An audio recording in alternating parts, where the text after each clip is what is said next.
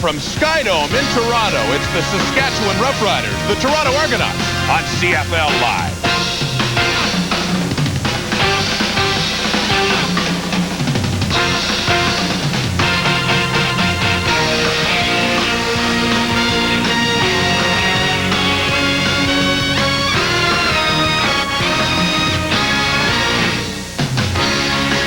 You are live and interactive here at TSN. Email us with your questions and comments at cfl@tsn.ca.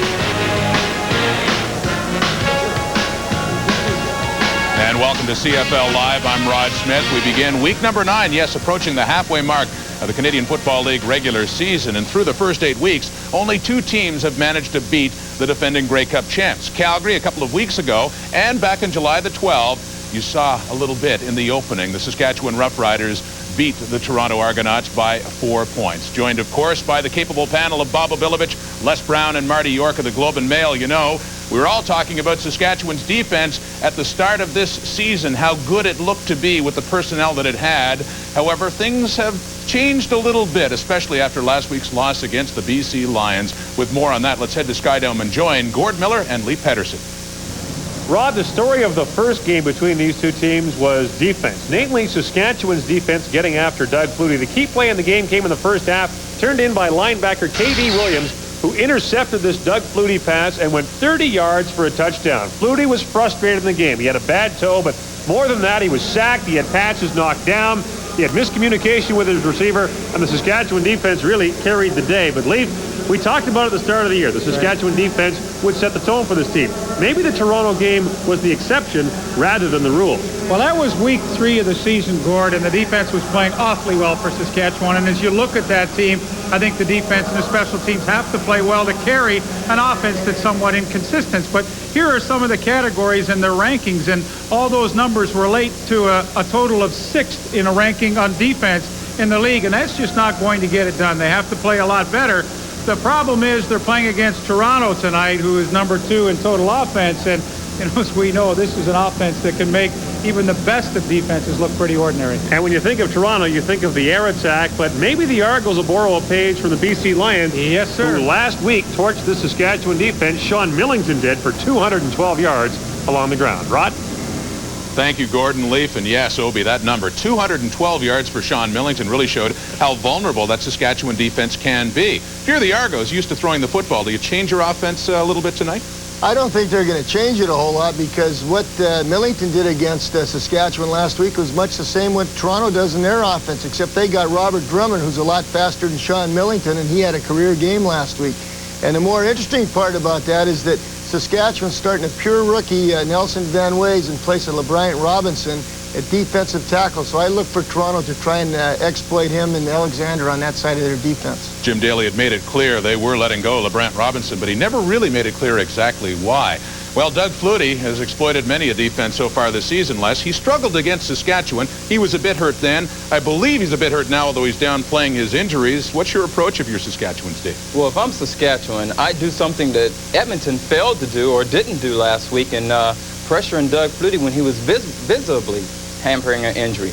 They say that he has a lightly sprained knee and an aggravated hamstring.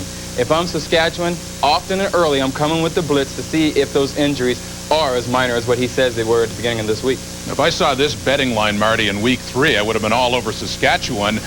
Things have changed a little bit, though. It is an awfully big line, though, favoring the Argonauts. It is. The Las Vegas bookmakers, Rod, have decided that Toronto should be favored by 13 points. It's a lot of points. Guess who I'm taking, Les? Well, let me see. Saskatchewan's playing tonight. I'll take a wild guess and say Saskatchewan. You got it. Yeah, why? I'm not going to give up on the green machine just yet. This team is just too good to be blown out by more than 13 points. And keep this in mind, too, guys. The Roughriders haven't lost back-to-back games all season. And guess what? They lost last week. Flutie's mobility is bound to be affected because of the injuries you just mentioned, Les. And you need mobility against that quick Saskatchewan defense. Look for Jurison and Alexander to have a few sacks tonight. So, take the Roughriders and get the 13 big points. I don't know if they're going to win the game, but I do think they're going to cover the spread. Well, in their last meeting, Mike Pinball Clements had a couple of fumbles that and other things really cost the Argos that victory at Taylor Field. You know they're going to be pumped up to face Saskatchewan again, especially Mike Pinball Clemens coming down the ramp in the introductions. The Argos looking to go to 7-2, and Saskatchewan trying to, yes, keep the pattern going and get another win following a loss. We'll have the opening kickoff from Skydome right after this. In the great indoors, Toronto and Saskatchewan meeting for the second time this year. Jim Daly's team is parked at 4-4 right now, tied with the Calgary Stampeders for third spot in the Western Division. And his team did knock off Toronto earlier this year. Toronto has been beaten only twice this season. Don Matthews, meantime, is just 4 wins away from becoming the CFL's all-time winningest head coach. He's 44-14 in his last 3 regular seasons. Mike Vanderjagt will kick it off. Profile Greer is the man on the left. Rod Harris on the right, back deep to receive. And we're underway at Skydome. Rod Harris from the 20-yard line.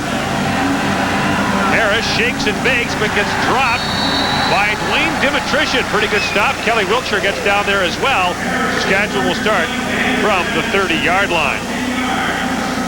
29-year-old Reggie Slack is the Saskatchewan starter. Once again, his best outing of the year was against Toronto. 20 of 32 passing with a touchdown. In the offensive backfield, Mims and Joseph are back there with him. Narcisse Harris, Mayfield, and Farthing are the receivers. Dan Farthing coming off his best game of his career. 7 for 142 last week and a touchdown. On first down, Slack's under pressure, gets it away with Rob Waldrop all over it, and actually almost completed there to camera 4, but it does fall incomplete. Well, the #1 defense in the CFL after 8 weeks is the Toronto Argonauts, and up front they get great push to the pocket from Andrew Stewart and Rob Waldrop.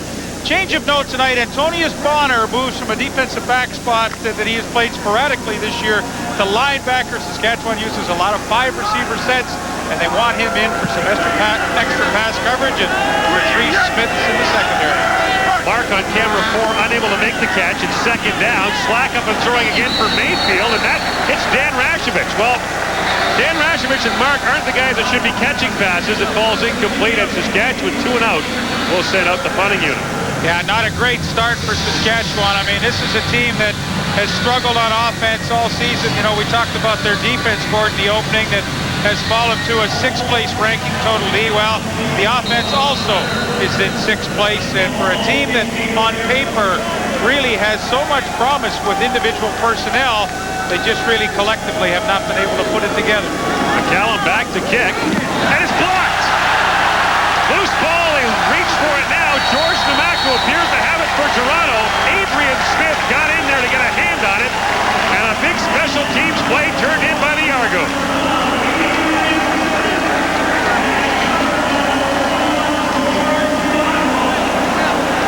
Adrian Smith with a great effort, and what he did, as all good blockers will do, is he picked a spot about 3 yards in front of Paul McCallum.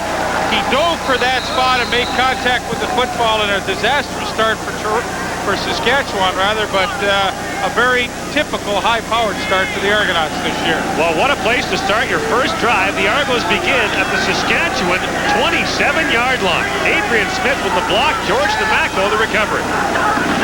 Now Flutie. Turning backside, he goes wide open with Robert Drummond. A breakdown in the Saskatchewan defensive backfield, but the pass was short. Flutie can't believe it. It'll bring up second down. Well, Doug Flutie and this Toronto offense have the most points, the most touchdowns, the most first downs, and the highest completion percentage. If Flutie passes for 400 yards tonight, he'll become the Argos' 3rd all-time leading passer in his 2nd year. Joining him in the backfield, Clemens and Drummond, Masadi, Saunders, Mitchell, and Andre Kerwin starts at wide receiver. Dwayne Dimitrition goes out, and up front, keep an eye on Chris Gioskas, number 58. He's been hampered somewhat by an injury, but will start tonight. Now Flutie over the middle for Clemens, and the pinball can't get it. It's picked. Ryan Carey gets it for Saskatchewan. So 2 big plays turned in so far. Toronto with the blocked punt, but right back the other way, Ryan Carey with the interception, and Saskatchewan snuffs out the Argos red.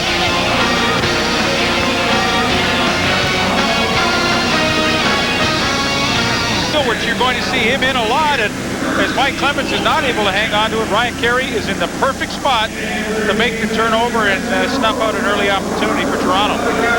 So Carey celebrates, and Doug Flutie throws his 11th interception of the year. He leads the league in that category. Somewhat surprising. It is surprising, and as you look at Ryan Carey, he really did his job. He's going to be the guy in the middle that hangs way back there and just supports all the other defensive backs, and he did his job perfectly. Saskatchewan starts at the 23. The toss goes to Robert Mims. Mims stacked up early by Rob Waldrop and now belted by the rest of this Toronto defense. Well, Robert Mims is the guy who led the league in rushing last year, Leaf, and Jim Daly saying yesterday he really wants to get Mims more involved, but the situation dictates that, and when you're behind, very hard to get him involved. And that's really true. That 411 yards rushing, certainly well behind the leader in the league, Mike Pringle, who has 720. So you see Robert Mims not nearly the kind of numbers he had a year ago, but and you make up a great point. When you have to throw the ball, he's not going to be in there because they bring in Profield Greer as they have now. 6 receivers out there now for Slack, who's under pressure, and he does get it away. The pass ball's incomplete. Andrew Stewart, Michael O'Shea, Rob Waldrop, all there to put pressure on the Saskatchewan quarterback, and once again it's 2 and out for the Riders. Wow, just tremendous pressure up front. You got Rob Waldrop and then Maxey and Andrew Stewart right there, and watch as they come. Stewart's going to get the pressure. He just overpowers his man Terry and gets in, and you've got Rob Waldrop, Mike O'Shea coming on the blitz. I mean, this is a defense that can totally dominate a game, and they're dominating early again tonight.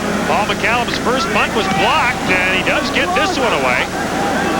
Mike Clemens from his own 50-yard line. Clemens gets whacked by Henry Newby up to the 52-yard line, a 35-yard punt, and a return of 2. For all the talk, Leaf, about Danny McManus and all the interceptions he throws, Doug Flutie is now tossed 11. That's very uncharacteristic for him. Well, it is. I mean, he's such a high percentage passer. Usually someone that's at 66% in pass completion, you wouldn't think that they would lead the league in interceptions. But, you know, there's a ball that was tipped by Mike Clemens, a well-thrown ball, but ends up statistically being a negative. First down, Toronto. The Argos at their 52. First down they go. Here comes the ground attack, Robert Drummond. And he's wrapped up quickly on the play. Henry Newby gets there to limit the game to about 5. He crosses midfield, gets down to the Saskatchewan 53. Well, the pressure on the Saskatchewan defense tonight. A newcomer will start up front, number 91, Nelson Van Wise for them. And I think you're going to see Saskatchewan bring in Bryce Bevel and go to a nickel package and take Van Wise out. But the linebacking core, really the strength of this team, with Katie Williams second in the league in tackles, and of course the Canadian Patrick Burke starting on the corner. Only 4 interceptions by this secondary and linebacking core, and that's something you'd like to improve on. Bevel's out there now. The nickel defense is in. Flutie up and throwing it behind Paul Mazzotti. Well covered by Todd McMillan. McMillan's out there for Vincent Donaldson, who was injured last week at Taylor Field. Really a tough start for Doug Flutie. I mean, we've talked in the past, Gord, you and I always mentioned how successful Toronto is at coming out and setting the tone of a game with good opening drives. Well, tonight they had an opportunity on the turnover. They didn't complete a pass to a wide open Drummond. Now they come out and Saskatchewan with good tight man-to-man coverage, which they play almost 50% of the time or more. And this is not a typical Doug Flutie start. Mike Vanderjagt, the league's leading punter, is net 40.3 yards, the only player in the league over 40 yards. Vanderjagt hangs it up high. Profield Greer from the 14-yard line. Greer trying to pick his way ahead. Adrian Smith gets him, and he dives up to the 20. A flag down on the play, a 40-yard punt, and a return of 5. No score at Skydome. The CFL Live continues right after this. Saskatchewan does not yet have a first down in the game. Slack. Another quick drop. Once Harris underneath, he's got the catch, puts his head down, and should have enough to move the chains. He gets out close to the 20-yard line, and that will be a Saskatchewan first down. And Ron Harris comes into the game with 461 yards receiving, but maybe somewhat underutilized by the Saskatchewan offense. Well, I don't know underutilized. You could say that about Curtis Mayfield. He's only caught 16 balls, but I mean, this is what really Saskatchewan needs. Some high percentage completions by Reggie Slack. Get a few first downs, try and reestablish some sort of field position, and at least get some momentum in this first quarter. On first down, back they go to Robert Mims. Good run for Mims. Antonius Bonner helps bring him down up at the 29-yard line, a gain of 9. Robert Mims brought down by Antonius Bonner, a defensive back, essentially playing linebacker. You got to think that sooner or later, backs like Mims will prosper with all these small DBs playing linebacker.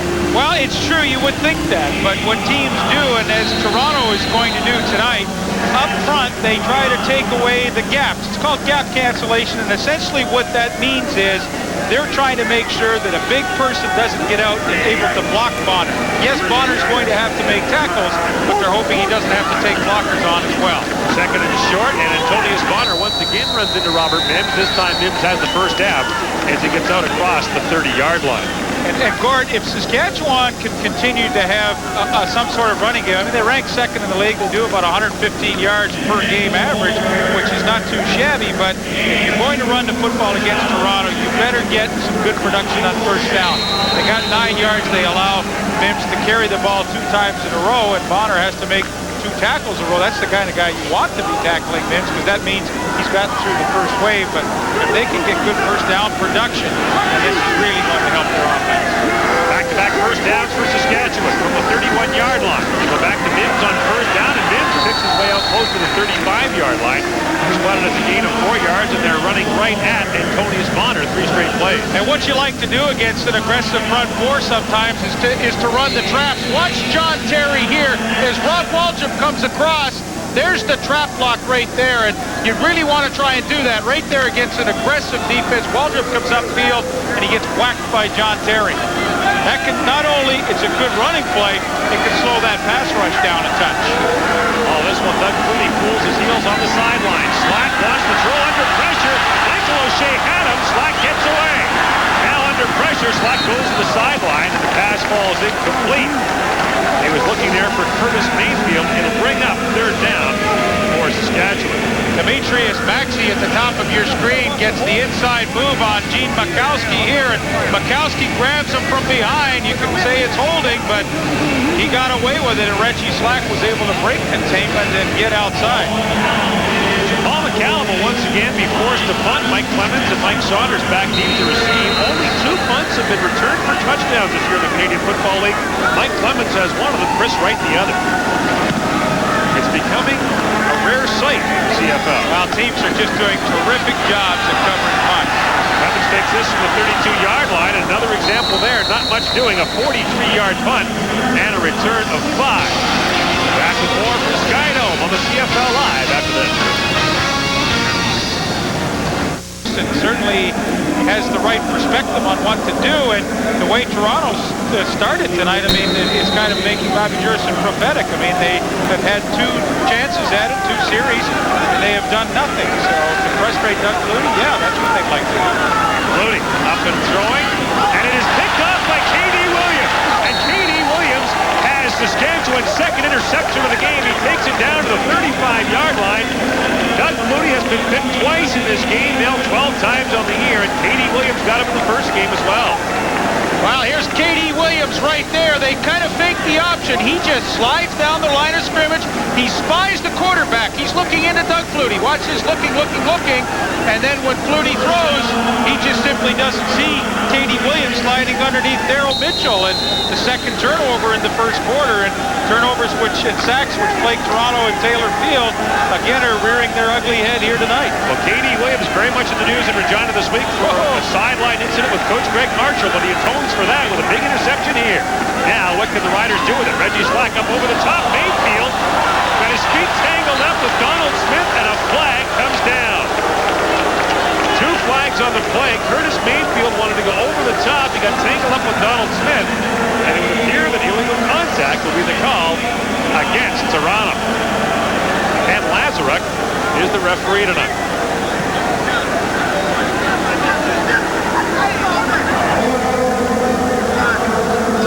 Number 19, first down Saskatchewan. Well, they call it forward pass interference, not contact with the receiver. It's an automatic first down, and the ball will go down to the 26-yard line. You know, Gord, when you're playing on the road, you're 4-4, and you've been struggling as a team. I think Saskatchewan would be well advised to take advantage of this opportunity. They've had a lot of breaks in the first quarter, but yet no points. On first down, play fake to Robert Mims. Slack's under pressure, throws it over the middle for Mayfield. The pass is over his head, and once again, there was a Toronto team meeting at Reggie Slack. this set up by K.D. Williams, who has been a Toronto killer this year. And you go back to the play he made in week number 3 at Taylor Field with a huge crowd on hand. It was in the first half. Doug Flutie had really been frustrated at this point. The pass was tipped at the line by Lamar McGriggs, picked off by K.D. Williams, and returned for a 30-yard score. Saskatchewan took the lead and never looked back. Yeah, it's been essentially the same area where he got his interception tonight. And a rough start for Doug Flutie with his 12th pick of the year. And I'll tell you one thing, Gene Mikowski, the right tackle, is having a tough time with Demetrius Maxey. Here comes the pressure again. Slack once again to the end zone. Dan Farthing and Curtis Mayfield were both there, but that time it was Reggie Gibbons, Ken Benson, and Antonius Bonner who got the hit on Reggie Slack. And if you're Gary Hoffman, the offensive coordinator of the Roughriders, there is an ugly trend developing here in the first quarter.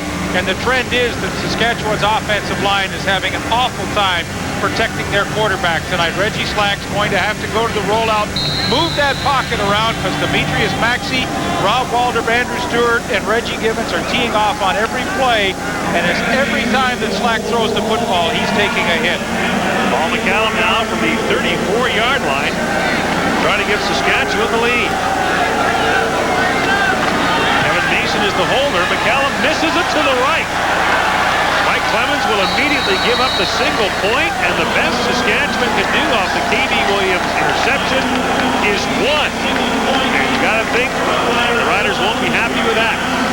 And that's frustrating for a team. They've had a couple of real emotional highs in this first quarter with the Ryan Carey pick and the K.D. Williams interception on Doug Flutie. I mean, defensively, they're doing some really good things out there to try and nullify a very high-powered offense. But for Paul McCallum, he's got to make those kicks because that can deflate a team as much as anything. And K.D. Williams out there, Doug Flutie just doesn't see it. He gets lost in behind big tackle Willie Williams there, I believe. And it looked like Robert Drummond might have been the target for the shovel pass. They just buried Robert Drummond. Well, that's it. Take away one of those options.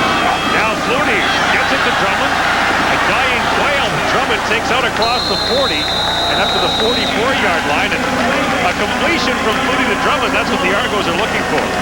And he made a great cutback to get by K.D. Williams, who's a terrific open field tackler. And, you know, you talk about Robert Drummond, I mean, he has so many weapons. He has great speed. He has great physical strength. He catches the ball well, but he also makes people miss. And that is always that intangible quality that separates the good running backs from the great running backs. And Robert Drummond, in my book, is a great running back. 975 yards from scrimmage. He leads the Canadian Football League in that category. Second and short for Toronto. Back to the ground they go to Drummond, who just knifes through that hole out to the 49-yard line. A fumble on the play. And Toronto did manage to get it back. Wow, that would have been catastrophic for Toronto. A third turnover in the first quarter. And Lamar McGriggs, number 38, is coming out of the ball game. 38 in the middle of your picture, sliding across. And I don't know what happened to him, but he just came storming out of the game after he made the initial hit. Was he on the ground when the ball came loose? Just trying to go in or something. Looked like he was. Well, I think he was. I mean, that shouldn't have even been spotted where it was. He was down. It should have been easily first down without even having to think about it. On first down, Flutie back to Drummond. They go the other way, and Henry Newby manages to hang on for the ride and limit the gain of Robert Drummond to just 4 yards. That is a tough play for Henry Newby to make with all your momentum going one way and Drummond spins around, but he was certainly equal to the task in the open field. And boy, this, what can you say about this Saskatchewan defense? It certainly revolves around their linebacking core. Henry Newby, of course, a number of seasons with the BC Lions and now doing a terrific job in Saskatchewan. Key free agent signing of the offseason, overshadowed by the acquisition of K.D. Williams. On second down, here comes the rush. Flutie gets it away. A flag comes down. Mike Saunders with the catch. As the former Saskatchewan Roughrider fights his way down to the Rider 45-yard line. We'll see what the flag is about. It's a pickup of 14 yards if it stands. And it won't. It's procedure against Toronto. Well, you wonder if the Argos coming off the win over the Edmonton Eskimos aren't a bit flat. Teams often talk about a big win that's trying to come back from that, and certainly it was an emotional win for Toronto last week. Number 87, second down repeated. You know, some teams I may think that's possible, but I think Don Matthews is absolutely brilliant on how he motivates and gets his team ready, what he demands from them in their preparation during the week, and the latitudes that he gives them during the week with not practicing in pads, to let them rest, to let them get healthy, and then he expects on game day that they're focused. I don't think a letdown is in their vocabulary. Second and 11. Flutie steps up, and wide open is Paul Mazzotti. And Mazzotti has a first down to the Saskatchewan 42-yard line. Lamar McGriggs was the man who made the stop, but not before Toronto got a big first down. And Paul Mazzotti did a terrific job. One of the few times, here he is, as he works across the field, he recognizes zone coverage. That means you don't have to beat a man. You just have to get to an area. See how he slows down and waits for it? That's a perfect read after about 5 steps into that pattern. He knew what the coverage is. He knew where he had to be, and so did Doug Flutie, and that's a pretty thing to watch between quarterback and receiver. A 23-yard gain sets Toronto up with a first down at the Saskatchewan 42. Flutie now firing into coverage again, and Mazzotti just took that away from Dale Joseph. And a good grab by Mazzotti, another first down as he gets down to the 28-yard line. But looked like Dale Joseph had intentions of picking that one up. Yeah, and look at that, what Doug Flutie did. He came over, and I mean, you don't think he's going to see a lot of balls when he does this for his quarterback. Watch how he takes it away from Joseph. I mean, that is spectacular. Flutie was off the mark. Could have been intercepted, could have been incomplete, but he ends up by getting a completion because his receiver went to the wall for him and exposed himself against maybe a hit and made the catch. First down, 28-yard line, direct snap to Robert Drummond. And Drummond tripped up as he gets down to the 25-yard line. Troy Alexander got in there to get a hand on him. That's the play that went for a 78-yard touchdown last week against the Edmonton Eskimos. And meantime, you know, you talk about sometimes quarterbacks get a bad deal on an interception. Receiver tips the ball up, it's picked off. Bob Clemens in the first series. And it counts against the quarterback. That's the case. The receiver saves the quarterback from a bad stat. Boy, the quarterbacks have long memories about those types of things, Gordon. Mazzotti got the team off to a good start a week ago against Edmonton when he made a spectacular catch in the end zone for a touchdown, and now he's got 2 big drives again early in the game to get his team some momentum. Last week, Paul Mazzotti passed Terry Greer for second place on the Argos all-time pass receiving list, and Darrell K. Smith is ahead of him. And Nick Shadow, of course, last week had his Argo record for career receptions broken by Mike Clemens. Paul Mazzotti has had more than a few changes here in Toronto, notably uniforms. He had the A, the boat, the A. Now the warrior guy, or whatever we call him. I don't know what he is. The longest-serving Argo, playing in his 10th season at CFL All-Star in 1994, gunning for his 4th consecutive 1,000-yard season. All kinds of early movement, and Troy Alexander was the man who appeared to jump offside. Troy Alexander kind of insulted me yesterday, Lee. Why is that? He's from Edmonton, right? And he said he used to watch me. He said he used to watch me when he was a kid. On TV in Edmonton. I thought he probably said he didn't know who you were. That would bother you more. No. Out of Queen Elizabeth High School in Edmonton, went to Eastern Washington University. A good connection, Eastern Washington from Edmonton. Hugh Campbell has good connections. Absolutely. A lot of Edmonton kids go down and play there. Alexander with 6 sacks on the season, having a great start. Robert Drummond gunning for the first down, but Bobby Jurison got to him quickly. And it'll be 3rd and a long yard for the Argos. A decision to come, but we're at the end of the first quarter, so we'll have some time to think about it. 1-0 is the score. Saskatchewan has the only goal. The second quarter coming up in a moment. Right now, stand by. We'll send you back live to CFL Control.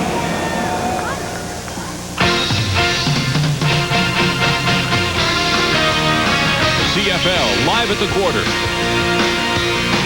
is brought to you by Midas for new, longer-lasting carbon metallic brake pads.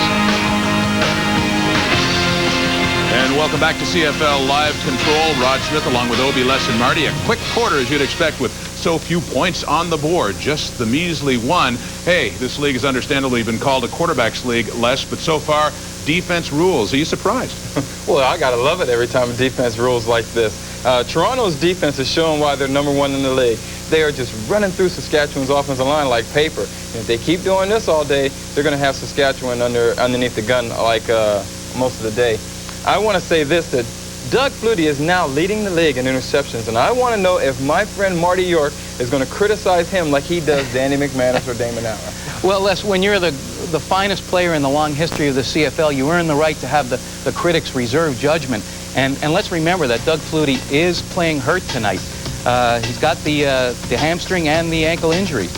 Having said that, though, it should be mentioned that he has been intercepted 7 times in the past 9 quarters. And, Bob, I thought he really telegraphed that pass that was intercepted by K.D. Williams. Well, that was very uncharacteristic of Doug, no doubt.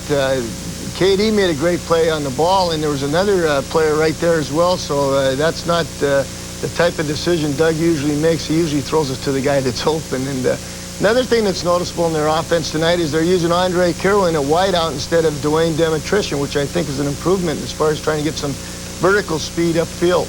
Well, Flutie has them on the move now with a critical 3rd down situation to start the 2nd quarter and just a 1-0 lead. Let's head back to Skydome now and join Gordon Leaf, guys. Well, Rod, it's 3rd and a long yard. Don Matthews, not in a gambling mood, will try to take the lead here. Mike Vanderjagt, the field goal unit, will come out and try a 27-yard attempt.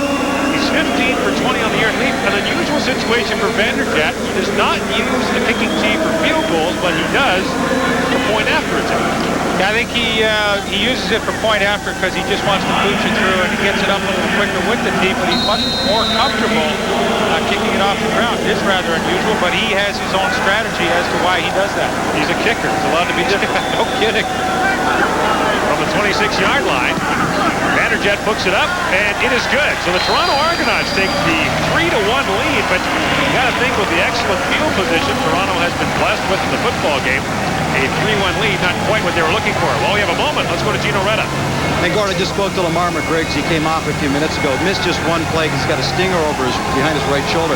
I asked him, what was the deal? Did somebody hit you? And he goes, no. The problem is, I think I'm hitting guys the wrong way. I'm hitting them good and hard, but I'm hitting them wrong. He's had a problem with the stinger for the last couple of weeks, but said, he's fine. He missed 1 play. He won't miss any other time. Well, interesting. The plea in Saskatchewan this week was for the Rider linebackers to hit the opposition more often and their coaches less. And, of course, all of this came after the celebrated incident with Greg Marshall and K.D. Williams. Jim Daly saying yesterday, as far as he's concerned, the incident is over. Williams apparently got into a sideline confrontation with Greg Marshall, but they met privately this week. And they just wanted to get that behind them and focus on Toronto. Happy ending to that story. It may not be over yet. Reggie Slack up and throwing, looking for Dan Farthing. The pass is knocked out of his hands by Marcelo Simmons. All of that came on a pretty disappointing weekend for Saskatchewan. A sellout crowd at Taylor Field, a big game against BC, and the Riders just took a big old piece of lumber and beat them with it. And you know what happens, Gord? I mean, if you're the Saskatchewan players and coaching staff, that was a game. You were at home. You were playing well. You expected to win that game. And then when they didn't and they played poorly, as Millington ran all over them, which is so deflating to have a team just run the ball down your throat, everything burst to a head. And, you know, not to condone those type of actions, but, you know, they happen and you have to rise above it. As Greg Marshall and I had a little chat tonight, I said, more power to you, Greg, as a coach, to rise above that. Well, the numbers from the first quarter tell a defensive story. 3 turnovers between the two teams and just 5 first downs. The Toronto Argonauts held to 50 yards passing. Saskatchewan limited to just 26 net yards in the first 15 minutes. And I guess the Saskatchewan net yardage is not a surprise to me. Les talked about it in the studio break there, how well Toronto's defense has played and is playing. The surprise to me is, again, the success that Saskatchewan's defense is having for the 2nd time this year so far against Doug Flutie. Injured player is Antonius Bonner, and Bonner being checked out by the Toronto physiotherapy staff and appears to be all right. And, well, we have another moment. Back down to Gino Reda. Well, Gord, just a minute ago, Greg Marshall, defensive coordinator, is talking to his defensive lineman and linebacker, saying, guys, Flutie's doing it again. He's giving you that head bob on the snap count. He's giving you all kinds of motion. If it was anybody else, it'd be probably called for a procedure call. That's what Marshall said. But it's Flutie. We know he's not going to get called, so don't get sucked in. Run through him.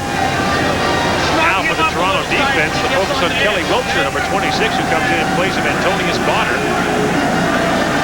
Slack on second down is under pressure, and he is buried. Nowhere to go for Reggie Slack, and Rob Waldrop, who has been in the Saskatchewan offensive backfield all game, gets credit for the sack. Rob Waldrop, who pressures the pocket. Here he is right in here. Watch him come through. I mean, if there is one player that play after play keeps putting pressure on defenses, it's Rob Waldrop. He beats the block of the center, Carl Coulter, and as they have during this whole game enjoyed, it seems every series Saskatchewan's been in an offense, Toronto's had tremendous pressure on Reggie Slack. The Argos sack leader a year ago with 9 now makes his way to the sideline as Mike Clemens of the punt return unit come on. Clemens, the league leader in punt return yardage, entering week number 9. He is, but he really hasn't been able to break one, and to the credit of cover teams around the league. Well, here comes Clemens now, picking his way up the sidelines. Out across the 50 he goes, the 52. Just a 33-yard punt and a return of 12. Toronto leads Saskatchewan 3-1. The CFL Live returns right after this. And you say that, you saw Doug Flutie tap himself saying, my fault, my fault. Yes, it was. I mean, I thought he had Daryl Mitchell open underneath the crossing, and he could have maybe gone to him, but you know, again, the frustration factor. Flutie wants to make something happen. They only have 3 points on the board, and he's used to having a lot more. They lead the league in points scored, and they're struggling. And a visibly frustrated Doug Flutie now on second down. Now under pressure from Troy Alexander. Flutie just throws that away. No one near him. And Toronto forced 2 and out on offense. And now Don Matthews will have to decide what to do. Likely punt rather than try a 56-yard field goal. Well, I think punting's a good idea. Mike Vanderjagt, you talked about it earlier, Gord, leading the league at 46.1 average, and you know, he's always a good bet to pin somebody deep. What I like about Mike Vanderjagt is he's also leading the league in a net punting average. That means the net, what they get on the return, the length of your kick as well, and it's 40.3. Paul McCallum's around 35 tonight, so that means that the Argos consistently should get around 5 yards in field position each time they have kicking exchanges. Obi will like that one, won't he? Oh, yeah. The explanation, too, was good. Profile Greer from the 12-yard line is buried immediately. John Raposo got down a 37-yard punt and no return. And using the Leaf Pedersen formula, that is a net of 37. Back, last week they talked about it. They have a team policy not to lose twice in a row. This week the policy is don't lose twice in the same season to the same team. Now Saskatchewan having beaten Toronto earlier, pretty simple assignment. That is good team policy if you can adhere to it. On first down, the give goes off to Robert Mims, who runs right into Johnny Harris and company. And he's stacked up at the 30-yard line for a pickup of 3 yards. And you have to wonder right now if Don Matthews' policy isn't also to get something going. And if the Argos do win tonight, that would be 13 consecutive home wins, which would be a new team record. Last time the Argos lost was their season opener last year against Matt Dunnigan and the Hamilton Ticats. And of course, if they get their 13th win in a row, that would mean that Don Matthews then would only be 3 wins away from passing Frank Clare as the all-time winningest coach in CFL history. So there's a lot of things that could be broken. Play call as they did not get the snap off in time. It'll be a time count violation. And that is a killer play. You've got 2nd and 7, which is bad enough against this Toronto defense, but now to go 2nd and 12, I mean, you know, you hope as an offense you can convert it, obviously, but I mean, you're asking for trouble when those silly kind of mistakes like delay of game put you in this kind of an awful situation. Now on 2nd and long, Mike O'Shea and company start getting big eyes looking at Reggie Slack, who goes back to the shotgun. And they've had pressure all through this first half. Oh, they're setting the house now. No flag. Slack over the middle for Dan Farthing. And Mike O'Shea saved the day with the tip. There is a flag down. It came down late. Looked like Toronto was offside, so Saskatchewan should get another chance. And it is offside against Toronto. Offside, Toronto, number 26, 2nd down repeated. Well, they called Kelly Wiltshire, but I think 3 guys jumped. Kelly Wiltshire is in replacing Antonio Bonner at that outside linebacking spot, and he did get a little edgy. Reggie Gibbons was right beside him, and he was coming too. So they're right back where they started before the time count violation. 2nd and 7. Now Slack looking for some time, delivers, and it is incomplete. Looking for Rod Harris, well covered by Marcelo Simmons. It's not exactly 2 and out, but it's kind of 2 and out for Saskatchewan. It took 4 plays for it to happen as Reggie Slack and company once again make their way to the sideline. Now, do you think this is a fun job, Gordon? You get to come into the game, let it go just a little bit, stop it right there. Kelly Wiltshire's coming into the game, and, you know, he's got to come in here, come on a blitz, and watch what happens. Boom! This is not a lot of fun. Paul McCallum gets a good kick away to Mike Clemens back at the 30-yard line. Here comes the pinball, looking for a crease. And he gets out to about the 37-yard line on the play. A 50-yard punt, a return of 7. Darren Joseph got down to make the stop. Well, one of the things that the Saskatchewan defense has done a nice job at is when they run what looks like that shovel pass, Saskatchewan has been all over it. And whether that is something that Toronto wants to run or they want to run a fake off and throw the pass downfield, they've had the shovel pass covered. Katie Williams has made an interception on that formation when they've thrown the ball from that look. So some of the favorite things that Toronto likes to do, Saskatchewan has been able to take away in this first half. Clooney in the shotgun on first down from the 37-yard line. Fake to Robert Drummond. He'll take off to the outside, but Henry Newby forced him back in. And Lamar McGriggs finishes off the Toronto quarterback. And think back to a couple of years ago, Henry Newby almost killed Doug Flutie when Flutie played for Calgary and Newby was in BC.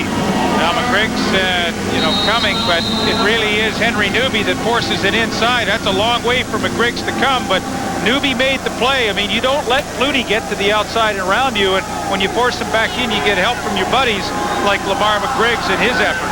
Newby told me yesterday he loves playing against Flutie. Looks forward to the challenge. Most good players like playing against the best players. Flutie has it complete to Daryl Mitchell. It went right through the hands of Bryce Bevel.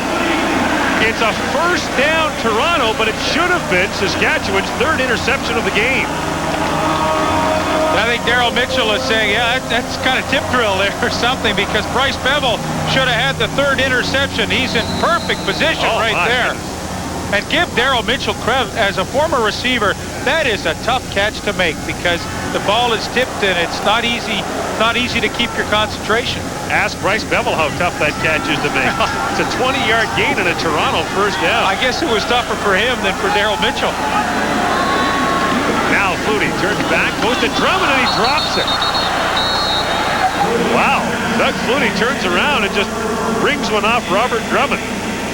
And Flutie's lucky because you know what? Paul Mazzotti took one away from Dale Joseph earlier, and Bryce Bevel just dropped one. Doug Flutie could be sitting on 4 interceptions here in the first half. Well, he really could, and this is not your typical Toronto offense, but I think you have to give Saskatchewan's defense credit. As I said a few moments ago, they've taken away some of Toronto's favorite things, so now to Flutie's credit, he's starting to go to other things where Drummond plays wide receiver and they try and throw the screen, and had he caught that ball, that play was going to be successful. Here comes the blitz. Flutie steps up, delivers, and it is intercepted. Picked off by Todd McMillan, looking to get around the corner. McMillan with a flag down, gets buried at midfield. Doug Flutie comes up to make the tackle. And a flag came down very late in the play. It came after the interception. Flutie has been picked off 3 times in the game.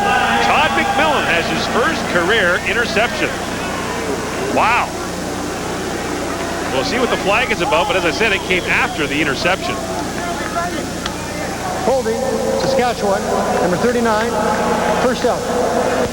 Well, the holding will limit the return somewhat, but wow, another big defensive play turned in by Saskatchewan. And Katie Williams right up the middle. Doug Flutie, no question, he sees him coming, lets the ball go, and as they did in week 3, they brought a lot of people, got some pressure on Flutie, and then forced some bad plays and turnovers, and again, another interception. So Saskatchewan begins now at the 38-yard line, but the Riders have been unable to take advantage of the Toronto turnovers. Slack steps up, over the middle he goes to Dan Farthing. The pass caught right near the first down marker at the 48-yard line. Mike O'Shea comes up to make the stop. Dan Farthing, without question, having his best year as a professional, and even though they lost a week ago, he had a great game against the BC Lions. Those are his numbers coming into tonight's action, but You know, I remember him from the University of Saskatchewan. He was a great one in university. I always thought he had plenty of potential, and it's amazing to me. It's been 6 years. It just seems like yesterday he came in the league, but he's worked hard at his craft, and he's become a very good receiver. On first down, Slack takes the shot, delivers it, and has his man. It's complete down there to Rod Harris for a first down to the 44-yard line. A pickup of 17 yards, and Reggie Slack paid the price for the completion. Well, and this is inspirational for the defense on the sidelines that's watching this. Here's the simple hook that Reggie Slack will take the hit in order to deliver the football. This is a good catch by Rod Harris, but don't think the defense on the sidelines doesn't see this. Slack takes a pounding to deliver the football. Harris makes the good catch on the good pattern, and not only is the defense getting a rest, they're getting some help from their offense now. Toronto with a 3-1 lead, 7.5 minutes to play in the first half, and Slack goes to the shotgun. Slack, under pressure, gets away, sidearms it up the field, and falls incomplete. He was looking there for Rick Walters, well covered by Marcelo Simmons. And Reggie Slack just kind of sidearm and flipped that thing about 50 yards down the field. You think he's got arm strength? You bet he does. A lot of guys couldn't kick the ball that far. You know, one of the plays that I really like that Saskatchewan has in their offense that they haven't used tonight is where they roll out Reggie Slack and they either pull the guard Scott Hendrickson or James Monroe from the right side as a lead blocker for him, so he has that option to run or throw. They haven't used that tonight, but in a game against Hamilton earlier this year where they had success, that was a key play for them. 6 defensive backs into the game now for Toronto. Quarterback draw by Reggie Slack, and Reggie Gibbons limits his gain to about 5 as he gets down to the 39-yard line. Now Paul McCallum will come out and try a field goal, a long one. For Saskatchewan, it'll be a try of 46 yards. That's a tough play to run on 2nd and long against Toronto's defense. They've got such great team speed, and you know, I know a quarterback draw is a good play. Maybe on 2nd and 5 it's a good call, but on 2nd and 10, unless Toronto really makes some mistakes on defense, I just don't think too many times that Reggie Slack's going to be able to convert that. McCallum missed from 34 yards out earlier. Mark, this is a try from 47. His longest of the year is 52. McCallum steps into it and misses it to the right. And Clemens will bring it out. Mike Clemens brings it out of the end zone, and here he goes. He's got one man to beat, and the kicker got him. Paul McCallum got him right at midfield. Mike Clemens brings it out of the end zone, and only the kicker saved a touchdown, a 62-yard return by the pinball.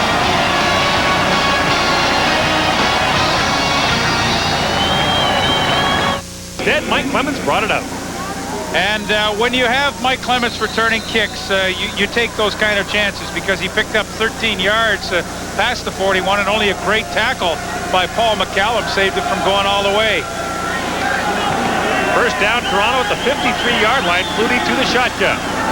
And back underneath they go. Robert Drummond trying his way outside, and Drummond forced out of bounds and a little bit late by Henry Newby. Crowd hollering for a penalty. And once again, it's Drummond on the direct snap. And what you get on the direct snap is just an influence with Flutie going one way, and with a linebacking core that's as active as Saskatchewan's is, you try to get that little extra step, get them moving one way, and it sets up a blocking angle for your lineman or your lead back.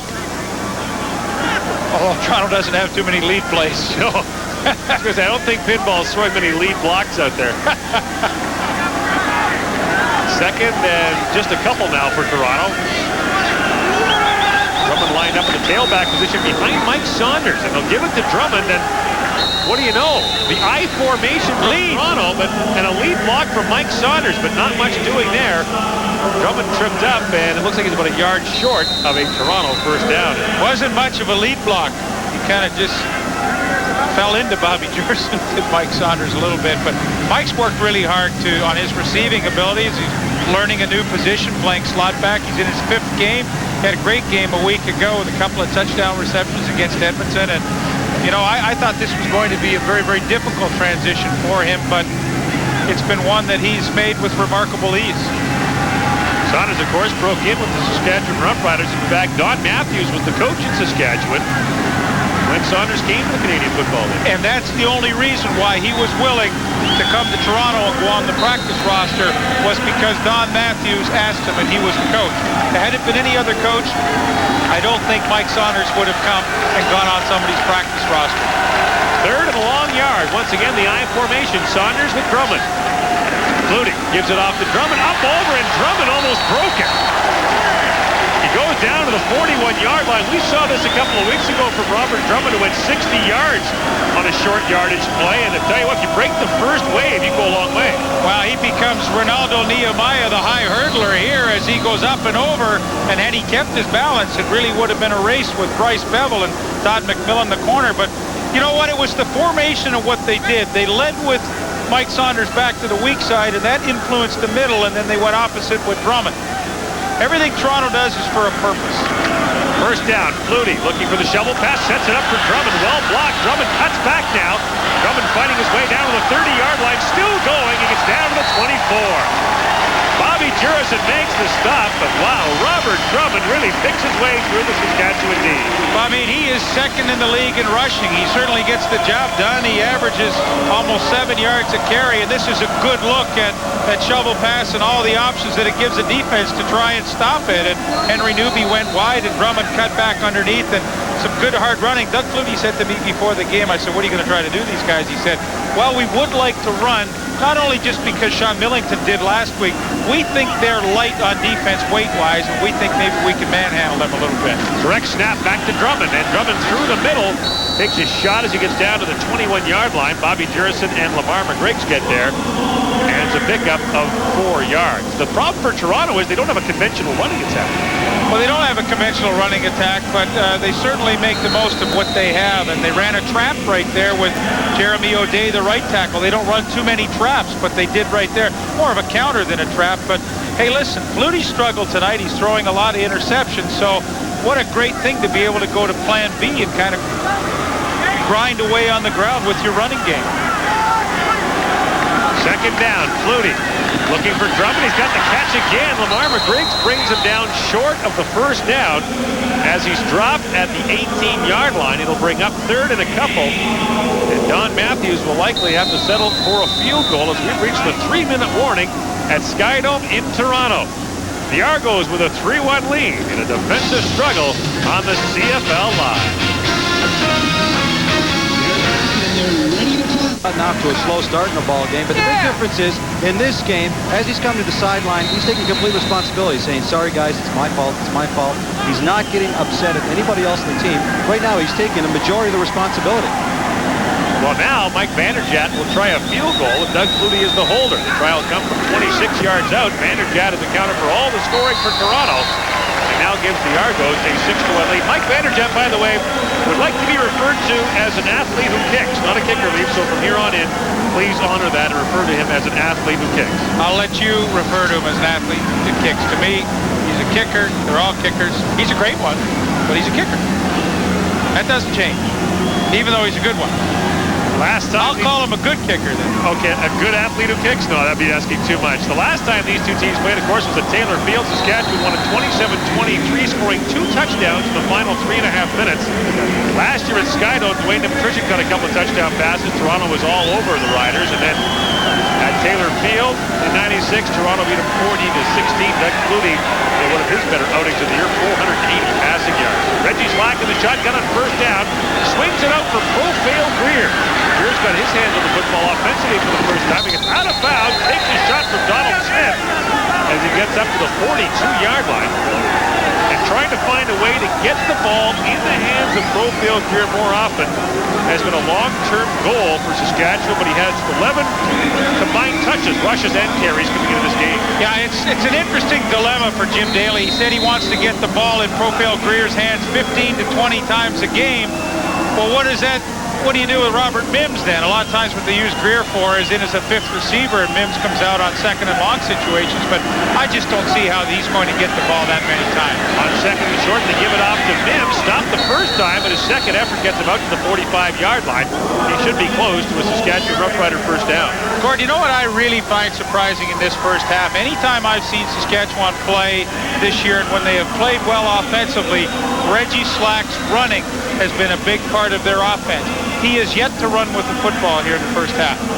Well, I find it interesting, too, Lee, you know, if you told Saskatchewan before the game the score would be 6-1 at the half, they might have taken that. Remember, Saskatchewan with a 10-9 lead at the half at Taylor Field. Keep the score low, Saskatchewan's got to like its chances. Well, I don't think there's any question about that. They would. At some point in time, though, they're going to have to generate some offense to win this football game. They just missed the first down. It'll be third and not even inches, third and half an inch. You know what? Normally you'd say with a yard off the ball, this is kind of a freebie and it's an automatic and all that kind of stuff. But Toronto's defensive front gets such terrific penetration. Last week, Demetrius Maxey made a play on third down gamble against Edmonton that really turned the tide of the game. And you know, they pick it up here, but they get a great surge up front from that front four of Toronto. Slack just missed a flying Kelly Wiltshire who came over the top, a human missile, and it'll be a first down for Saskatchewan. Well, that's what you have to do. You know, if he hands off and the back goes up over the top, you have to become a missile yourself on the defensive side and try and head him off right at the top at the highest point. Clock running here, 2 minutes left in the first half. Saskatchewan with the ball at its own 46 yards. Some of those little guys go diving over the top to look good for the film, but they're hoping they don't run into anybody. Please don't hit me. Slack, quick drop, gets Rick Walters, and Walters fights his way out to midfield for a gain of 9. One of the great lines I heard from the sidelines one time was a guy said, if you want to get on film, buy a camera. Don't be doing that anymore. Well, that's it. Minute 47 to go. Reggie Slack is at least a first down away from giving Paul McCallum an opportunity, and they bring their short yardage team in, but he's going to have to work the clock here, but they certainly have plenty of time to get some points before the end of the first half. Dan Farthing checks out. Chris Zarka comes in at fullback. Bobby Jurison as well, and Reggie Slack just jumps up and over, and he'll have another Saskatchewan first down. He kind of did the bunny hop there over right guard, and he got 3 yards. He's so big. I mean, Reggie Slack is 6'3" and 215 pounds, a big man for a quarterback. And you see Bobby Jurison playing on offense for the Saskatchewan Roughriders. Bobby J has 2 touchdown catches in his career, one in 88, one in 89. He's a secret weapon. Yeah, those days behind him, over the hill offensively. It's like Gonzalo Floyd in Hamilton. He's got a touchdown catch this year. First down, Slack from the shotgun. Looking for Don Narcisse, almost picked off by Donald Smith, and a flag comes down. At the end of the play, Smith thinks it's against Narcisse. Well, Donald Smith really broke beautifully on the pass to Don Narcisse, and Smith can't believe it. The penalty's against him. Donald Smith was clapping his hands. He thought the call was against Narcisse. The penalty is against him. Toronto, number 19, first down Saskatchewan. Wow, first down Saskatchewan. Donald Smith can't believe it. While a break for the Roughriders, often what happens, you'll see here, Don Narcisse really doesn't come back to the quarterback too hard, and the contact is created as Smith is fighting through him to the football. And that's a real fine line. You know, on film, the defensive coaches, Bill Bradley, will say, hey, Don, you did a great job. The receiver stopped and you drove through him. But the officials see it differently, that he's been creating contact and impeding Narcisse's ability to catch the football. First down Saskatchewan from the 43. Slack from the shotgun. Has time, has a man, and has Rod Harris, who gets out to the 35-yard line. Another flag is down in the backfield. It was a gain of 8, and it's contact against Toronto again. I can tell you, in these back-to-back plays, the real difference was Harris kept working back on the hook pattern, so there could be no contact. Certainly wasn't on his man, but that's the difference. He comes back to the quarterback and makes the easy catch. Legal contact on an eligible receiver. Toronto, number 26, first down Saskatchewan. The call goes against Kelly Wiltshire, and it's another first down for the Saskatchewan Roughriders. And we'll look at Kelly Wiltshire, number 26. Well, here it is right here. He's in for Antonius Bonner, and I don't think there's any question. I mean, you're going to do that, and out in the open field, you're going to get flagged for it. That's a good call. The Alaman left, Alaman right. First down, Saskatchewan at the 33-yard line. Slack from the shotgun again. They set up the screen pass for Polkdale, and Greer makes the fingertip catch, and Reggie Gibbons manages to get him from behind. That play was successful by a shoestring. What a player Reggie Gibbons is. I mean, he's played linebacker this year. They have problems up front with injuries, and so he comes up and plays the rush end, but he just has tremendous speed. And you talk about a player that goes hard on every play. Reggie Gibbons is that kind of player. Slack on second down under pressure over the middle. Picked off. It's intercepted by Lester Smith. The pass was intended for Dan Farthing. Reggie Slack got buried as he threw the football, but Saskatchewan, which was in field goal range, will come away with nothing. Well, Reggie Slack was buried by Ken Benson as he came on the blitz, but Lester Smith snuck in on his receiver, Dan Farthing, and, you know, Farthing's going away from the quarterback. The ball is thrown on a line, and Lester Smith, it was easy for him, and that's the hit by Ken Benson, Andrew Stewart in there as well, but the pressure was coming. Slack let it fly, and Lester Smith in great man-to-man coverage, and Toronto can do that with their middle safety. He's originally a corner playing in the middle, and he can come up and cover any inside guy one-on-one and cover him very, very well. 50 seconds remaining in the first half. Doug Flutie gives it off to Robert Drummond, and look at Drummond go. Into that Saskatchewan secondary. Robert Drummond fights his way out to the 32-yard line before he's finally stopped by Ryan Carey. A quick first down for Toronto. Yeah, and I think you hit it on the nail. Quick first down. There's 43 seconds to go, and, you know, maybe Flutie was going to just run the clock out. Great cutback right there by Drummond following the lead block of Jeremy O'Day. But now I think all of a sudden Flutie may say, hey, let's try and get some points after that play. And the direct snap to Drummond almost over his head. Drummond fights his way up to the 35-yard line, but the direct snap very nearly flew right over his head. Well, coming up at halftime, lots to look forward to. We'll look forward to the Calgary-BC game tomorrow at the stadium at BC Place. Another great Western showdown. BC at 5-3, Calgary at 4-4, and Rod with Marty, Les, and Bob will talk about all the stuff that's been going on in the league these days. Yeah, you're a busy man these days. You'll be out there tomorrow night calling that game with David Archer and Glenn Suter. That should be a great one. Looking forward to it. And the Calgary Stampeders are too. They traditionally played very well at BC Place. Well, I don't think anybody wants to play Calgary right now. Off to a horrendous start, and now all of a sudden they have come storming back. Alan Pitts is back, and in fact they are so deep right now they were able to trade Joseph Rogers, I understand, today to the Winnipeg Blue Bombers. That's the game you'll see. Friday Night Football. Pre-game show starts at 10 Eastern, 7 o'clock Pacific time. You want to sing the song, Lynn? Not yet. You're not ready yet? Not ready. It's only week 9. You got lots of time. I'll work up to this. 6 seconds left here in the opening half. Saskatchewan calls timeout as Mike Vanderjagt comes out. And that's a good call. So they line up what they want to do with 6 seconds. Obviously, they're going to bring a lot of people up and go for the block here. But take the timeout and decide what exactly you want to do. And a little surprised that they've got 2 people back. Cal Murphy coaching the special teams for the Saskatchewan Too many guys out there. Got to get that guy off. He's only got one hand to signal out there because he's got the broken wrist, so he's got to be very emphatic with that left arm. Strangely enough, even with the broken arm, Cal does communicate well. Mike Vanderjagt gets a little punch shot away. It's picked up by Terrell Ulmer at the 35-yard line, and he's bounced back right where he stood. He gets hammered on the play by Kelly Wiltshire. Time runs down in the opening half. In a defensive struggle, the Toronto Argonauts on 2 Mike Vanderjagt field goals take a 6-1 lead at the intermission. The second half still to come right now. Stand by for CFL Live at the half.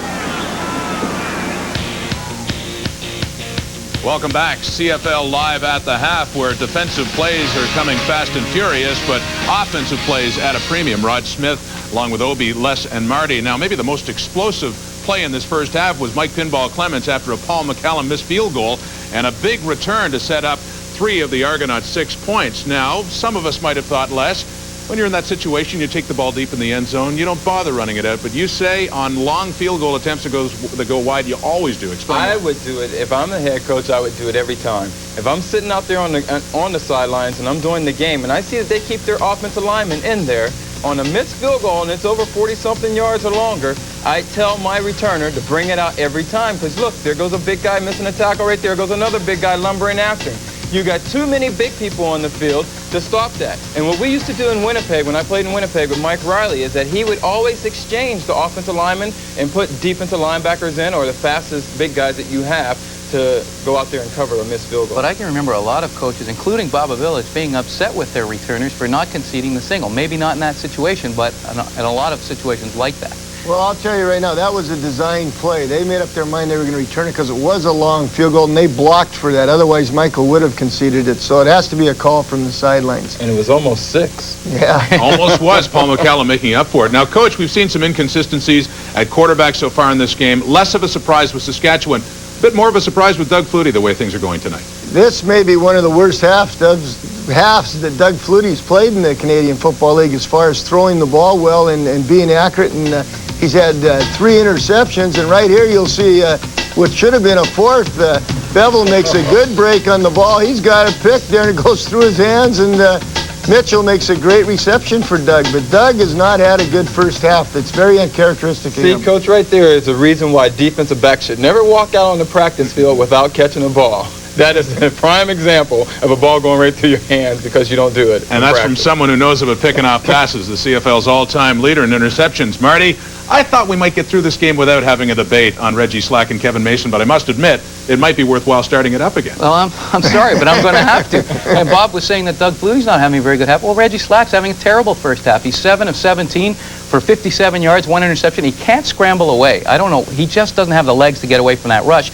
Why don't they put Kevin Mason in at a time where if they put him in at half to start the next half, then he has a chance to take this team back to win. So does Toronto pull Doug Flutie? Here we go. No, I told you before, it's a different story with Doug Flutie. If they come out and play one more quarter like they have been, does he pull Doug Flutie in? No, Doug Flutie has earned the right in this league to stay in the game. Reggie Slack hasn't done it all year. Kevin Mason has been the better quarterback. Marty, I'll say one thing. In this particular game, Kevin Mason's going to get a lot of heat as well. I mean, the best thing... But he scrambles better, Bob. He's a better athlete, and his athleticism may help him. Right. And that's why you might see him in there in the second half. But he's going to get the same kind of pressure that Reggie had. Where would we be without a quarterback controversy or a question about the QB? The other game going on in the Canadian Football League tonight has one, not a controversy, but a big question. Can Jimmy Kemp fill the shoes of Danny McManus when the Edmonton Eskimos... 2 teams. Toronto does have 149 total yards, but 3 turnovers in Leaf. You think about the situation that Saskatchewan is in, the Riders probably haven't seen Toronto play this poorly in a long time. Well, Toronto's played poorly, but I think Saskatchewan's defense has really played well. They've taken away a lot of the things that Toronto likes to do and forced Doug Flutie to throw the ball downfield a little farther than he wants to. 3 interceptions in the first half. I think you probably have to put a seatbelt on Les Brown in the studio as he watches these highlights because they're all defensive highlights because you got a 6-1 first half. Hasn't been overly exciting unless you like defense, but give Saskatchewan a lot of credit. But the only thing that really worries me at some point in time, they're going to have to get some offense going if they want to win this football game because I don't think you're going to shut Doug Flutie down for 4 quarters. Don Matthews told his team before this game they'd get 4 days off before the next game. Those 4 days may very well be hanging in the balance if the Argos doesn't get going in the second half. That's coming up next. Right now, we'll send you back to TSN for a Sports Desk update with Brendan Cotter. Toronto, Saskatchewan here later on tonight. Edmonton home to Hamilton. The Toronto Argonauts will get the ball to open the second half. Mike Clemens and Mike Saunders back to receive the kickoff. The first from Paul McCallum of the football game. In a 6-1 football game, Saskatchewan defense getting the job done against Toronto again after shutting them down at Taylor Field earlier this year. And Paul McCallum, obviously rusty, sends that one out of bounds and will have to do it again. You are a beauty. Well, I just do what I can, Leaf. Paul McCallum sorry, I was going to say Paul McCallum, we saw him there, made a great play on Mike Clemens on that return, missed field goal, and he really saved the touchdown. So he has made a contribution. Not the kind he wants to. Yeah, he's missed 2 field goals. That's part of the problem. That's one of the reasons he had to make that tackle. And meantime, Doug Flutie and Reggie Slack might have spent some time at the blackboard here in the halftime period. 7 for 17 was Reggie Slack. Flutie was 7 of 15 and 3 interceptions. And Doug Flutie now with 13 picks on the year. That is not a pretty picture right there. I'm talking about the numbers. Well, it's interesting because you think about it. Matthews promised his team 4 days off. Would you take it back? I don't think he will. You know, Doug Flutie's got the hamstring. And speaking with Eric Tillman, their general manager at halftime, he was adamant that Flutie is not 100% and that's affecting his performance. I'm not so sure I buy that, but Paul McCallum now hangs it up high. Donald Smith takes the kickoff at the 45-yard line. And right away, Toronto with great field position out to midfield. Was that intentional or a mishit? Well, I'll tell you what, that is a tough one to explain. But I'll tell you who has played well tonight in a very low-scoring game has been Robert Drummond in the first half. And he has run extremely hard. Still, they use him all over the place. He's been a wide receiver, of course, at the running back, and he's taking direct snaps. He's had a very productive first half. And right up the gut most of the night. 6 carries right up the middle. Only once he's gone to the left. 11 carries for 57 yards. Several direct snaps have been part of the Toronto arsenal. And Flutie opens the second half in the shotgun.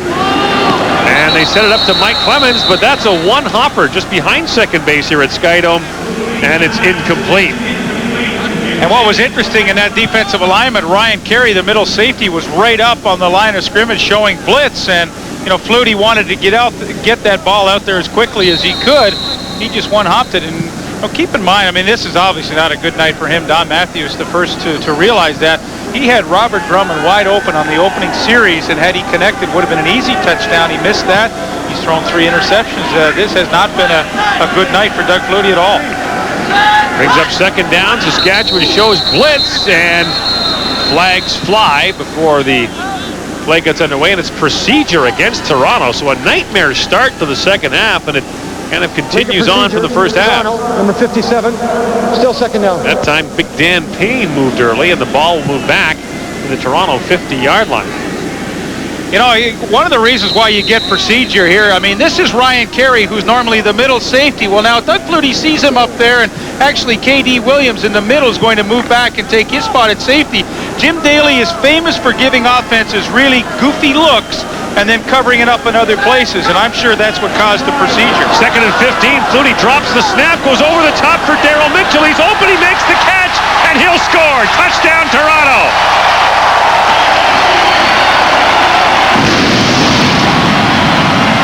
Ryan Carey and Todd McMillan can't bring down Daryl Mitchell.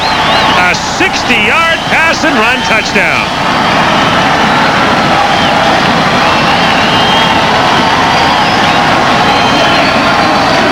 Mitchell has his 4th touchdown catch of the year. Not exactly the way you draw it, Leaf. A bad snap to start with, and then a collision between defenders downfield. Well, the good news about that play was it was a terrific throw, and the ability of Daryl Mitchell to concentrate, take the hit by both Todd McMillan and Ryan Carey and score the touchdown. Remember, Daryl Mitchell caught a tip ball in the first half. It was a great catch. He makes another great catch right here. He's having a super rookie season. Mike Vanderjagt for the point after. Flutie puts it down, and Vanderjagt puts it through. A 60-yard pass and run touchdown from Doug Flutie to that man, Daryl Mitchell. And the Argos have run their lead up to 12.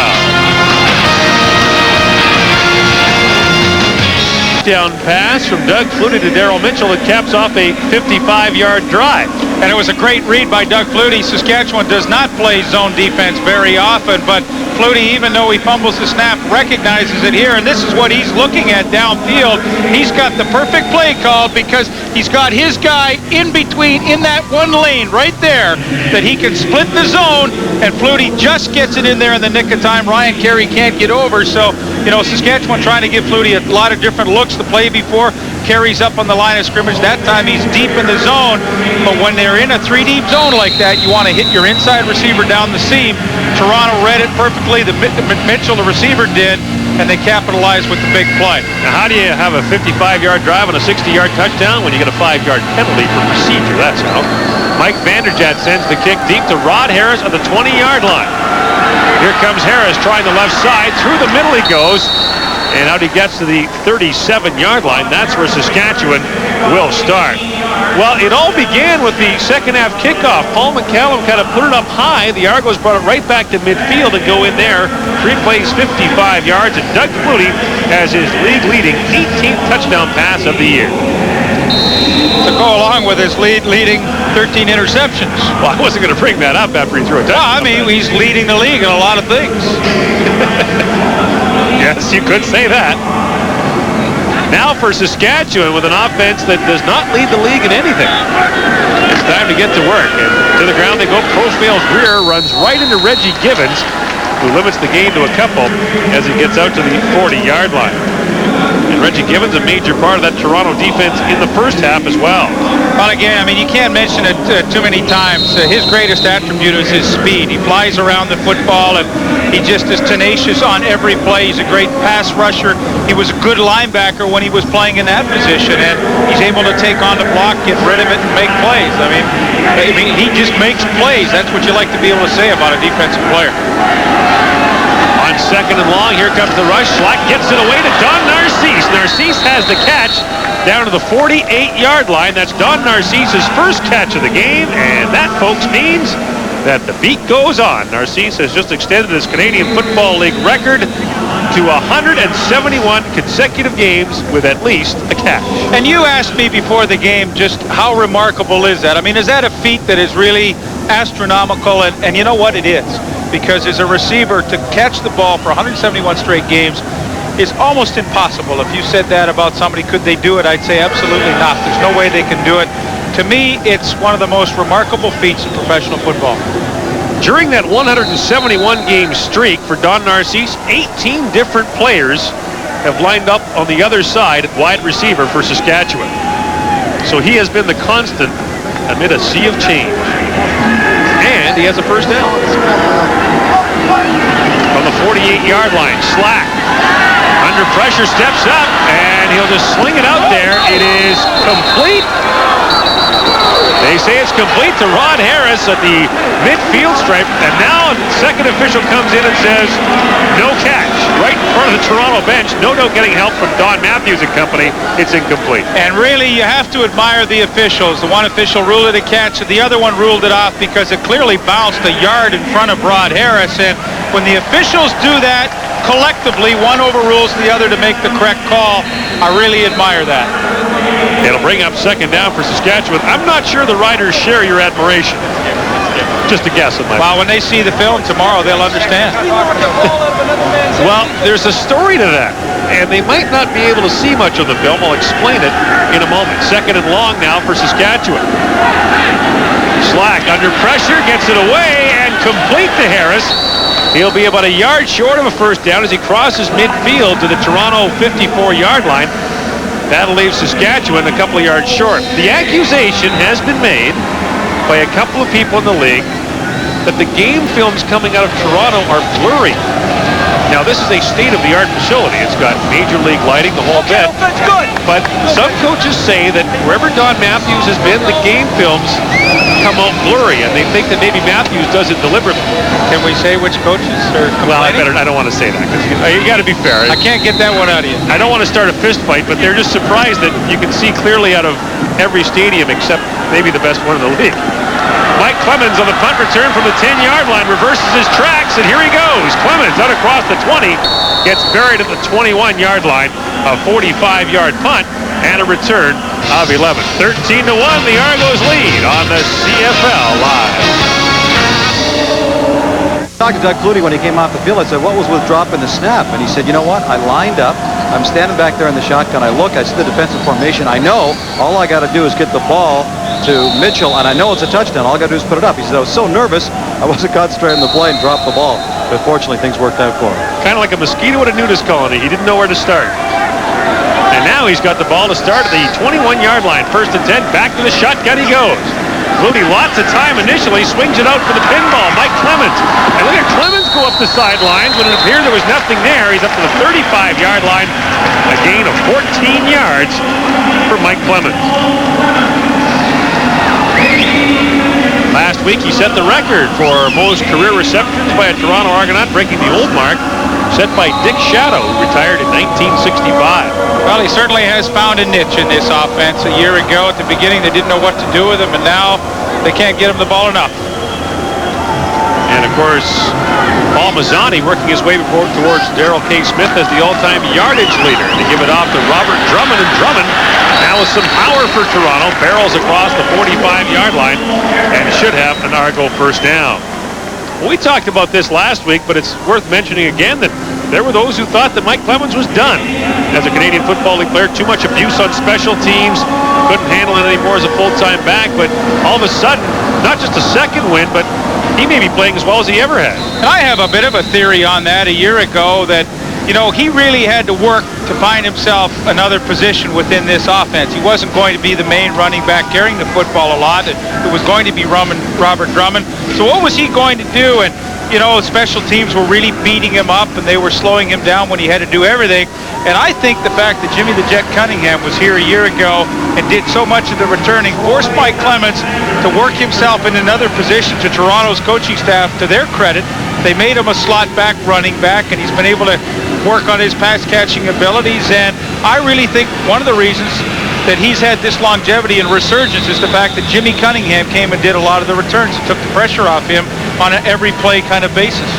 And a stoppage in play here. K.D. Williams, or rather Troy Alexander, is the injured Saskatchewan Roughrider. Alexander's really having a breakthrough season for Saskatchewan, a first-round pick in '95. He's got 6 sacks off to his best start. Just 25 years old in his 3rd year. Really tough to see how he just kind of falls down to the ground and really nobody hit him, and tough to see how he...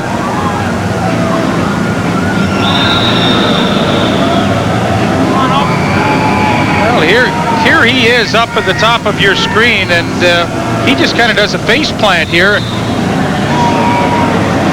Lands on his right wrist, and maybe he bent the wrist over, but the way he's coming off the field, well, I don't think it'll be too long before he's back in. He just shook somebody's hand, so it doesn't look to be all that bad. And he's right-handed. So he'll pick his way off. It'll be first down Toronto up at the 46-yard line, and you got to think the Rider defense still somewhat deflated by that 60-yard pass and run touchdown to Darryl Mitchell that kind of blew the game open here in the 3rd quarter. Dan Rashovich takes his spot, and on first down, Flutie shovel pass to Robert Drummond, and Drummond close to another first down as he fights his way to midfield. He'll be a yard short after a gain of 9. Well, and here they get the defense they want, and they play a game against Henry Newby. Now, Newby's got great speed, and here he is at the top. But watch, once he decides to go to Flutie, they just come underneath him. And really, for Newby, he has to get help from the interior if they're going to make this play, because he's absolutely in no man's land. And, you know, if he takes Drummond, Flutie's going to either run or throw it. So he gets caught in the middle and doesn't get a lot of help from K.D. Williams inside. Game was 8 at 2nd and 2. The toss goes off to Drummond, and Drummond around the corner should have the first down and then some. Finally pushed out of bounds at the 51-yard line by Ryan Carey and Todd McMillan. Robert Drummond really is probably the most versatile offensive football player in the CFL. I mean, he's a great runner. He's a good receiver. He's thrown a pass. You can't ask for much more than that. Well, he can do it all, and I guess what I like is here's a guy who's 6'3" and listed at 218 pounds, and he has world-class speed. I mean, that is the entire package. And he's all legs. He's tough. I mean, on a play, 2 plays ago, or 1 play ago, when he just took the quick hitting handoff, I mean, he runs hard.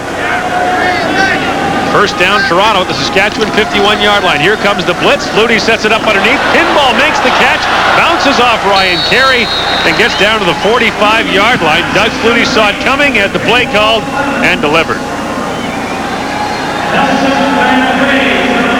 And all of this goes on as the Saskatchewan defense finds itself down 13-1, and there's Greg Marshall, the defensive coordinator for the Saskatchewan Roughriders, and setting the defensive signals in and trying to hold this team in, and really Saskatchewan's defense got the job done in the first half. Well, I think Greg Marshall knows that his defense really is under a lot of pressure here to try and slow Toronto down, because the offense just hasn't been able to get on track. Here comes the blitz again. Lots of time for Flutie. Underneath he goes again to the pinball, and again the pinball fighting close to the first down. And they'll mark him down at the 40-yard line, which should be good to move the chains again.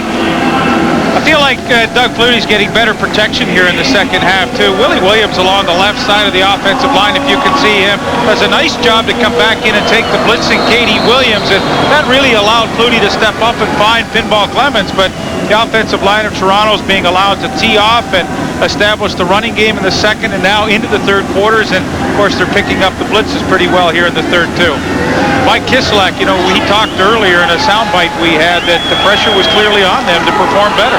Quarterback draw. Here comes Flutie diving down to about the 30-yard line. Flutie's got a gain of 9, and that should answer any questions about the bad hamstring, as Flutie showed plenty of quickness there, getting close to a first down, just short.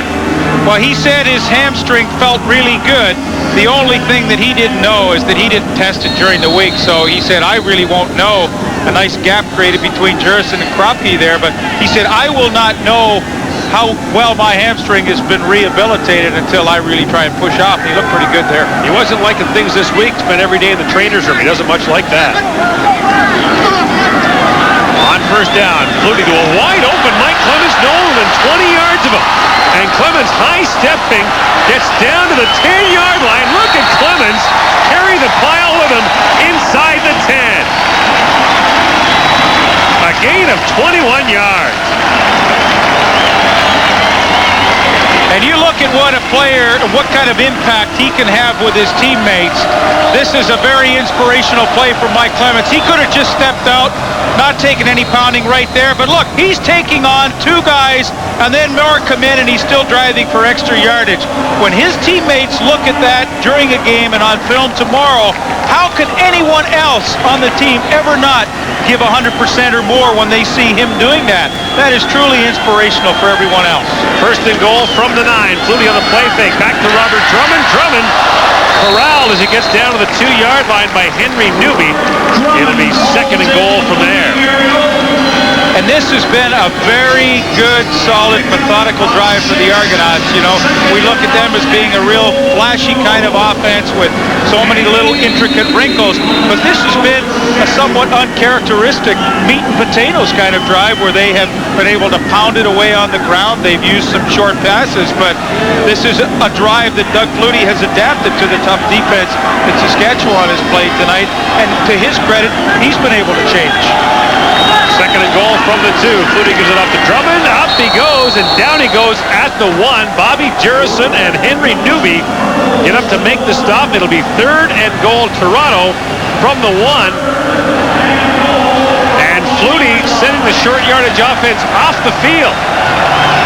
Look at Bobby Jurison right there. He's the guy that's going to get the penetration. He just slashes down. They turn him loose, and yeah, he should make that play when nobody blocks him. Now, the Argos went to send the extra beef out there for the short yardage offense, but Flutie sent them back off. So the regular offense stays out there, the 5-receiver package. It's third and goal from the 1. Flutie tosses it to Drummond. And Drummond did not get in. Robert Drummond does not get in. He stopped at the 1. It looked like he slipped. And the Argos come up short on third and goal from the 1. Saskatchewan stands tall at the goal line. I think that was a great call, Gord. I think as Drummond cut upfield, it was going to be close because he had some challenges waiting for him on the goal line to run over some people. But as he goes to the right of your screen here, I really believe he does slip around the 3-yard line on the hard cut right there. No question about it. He just didn't have enough steam left to get into the end zone. I guess the good news out of all this is Reggie Slack has 109 yards to go, and they've had little or no offense tonight. So was it a big gamble? No, I don't think so. The drive took nearly 7 minutes off the clock, but does not result in a point for Toronto. Now Slack in the end zone in the shotgun. And look out, he's under pressure, and Slack does get it away. He's lucky he got that to Rod Harris, because had he thrown that away, it would have been a safety. It'll bring up second down, and Slack's lucky he didn't give up 2. Gord, you know who's played well for Toronto is Kelly Wiltshire. I mean, he's a backup defensive back, but when Antonius Bonner was hurt in the first half, he was pressed into duty as a linebacker. He's been asked to blitz. He takes on the block of Robert Mims, but watch, he still keeps coming, and again, it's really him that's going to force Slack to throw it away and try and avoid the interception. But for a young Canadian, Kelly Wiltshire, in his first year, he's got a couple of picks already. He's made a huge contribution to this team. And playing with a bit of a bad back tonight as well. Slack back in the shotgun on second down. Up and firing, looking for Narcisse, and almost picked off by Adrian Smith, that would have been a touchdown. Adrian Smith, who returned a pick for a score in last year's Grey Cup game, almost duplicated the feat. And Gord, there's no replacement for experience. I mean, he just knew the situation. 2nd and 10 from the 1-yard line. They're not going deep. They're going to try and pick up the first down. And he was hanging on the out that they threw to Narcisse, and maybe should have had it. Now, Paul McCallum comes out for Saskatchewan. Will he give up 2? Hard to say. By the way, the Canadian Football League passed a rule change this week. If you're called for holding on these giving up the safety plays, it's applied after the safety. And McCallum will kick it out. That was to prevent teams from deliberately holding. The punt taken at the 35. Pinball dives back down to the 24. So the Argos have had all the field position and all the scoring so far in the second half. Toronto leads Saskatchewan 13-1. Drove the ball neatly. They go 6 minutes and 51 seconds and started their own 21-yard line, but it stalled at the goal line. And one of the men who helped to stall it was Bobby Jurison on 2nd down and 2. Well, the Argonauts chose not to block him in a pretty easy play for Jurison to come in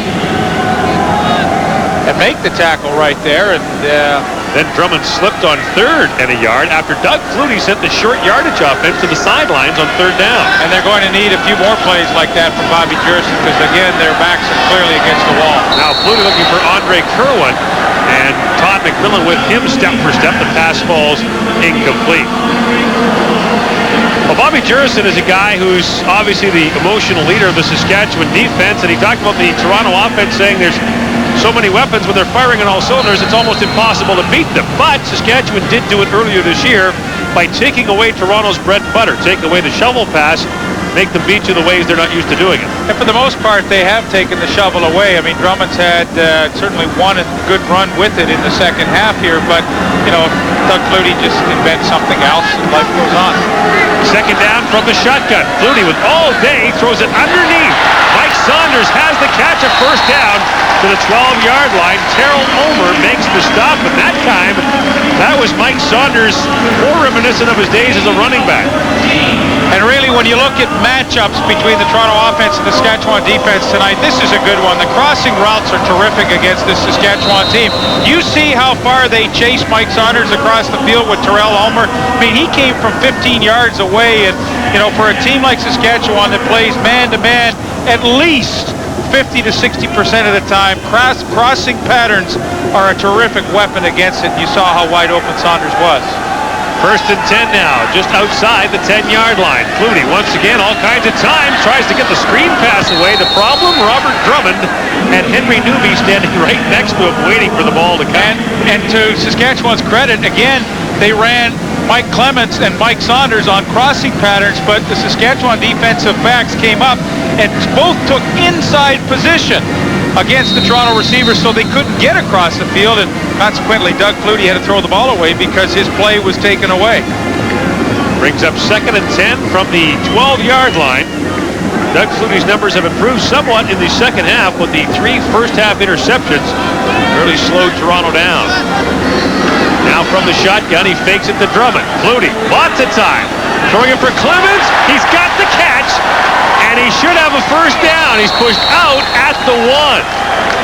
And standing there in disbelief is Bryce Bevel, who can't believe he missed the interception. That's twice. Bevel should have had a pick. Well, he sure was in good position coming underneath the receiver, but Doug Flutie, you know, I mean, that's about as hard as he can throw the football, and he threads the needle perfectly, and Bevel gambled. I think it was a well-calculated gamble, but he just couldn't get it. You know, you talk about inches. I mean, that was inches, and Pinball Clements came up limping here. He got the ankle twisted a little bit. 1st and goal from the 1. Flutie gives it off to Drummond. Touchdown! The league leader now has 13 on the year. The Argos have a 19-1 lead with a point after to come.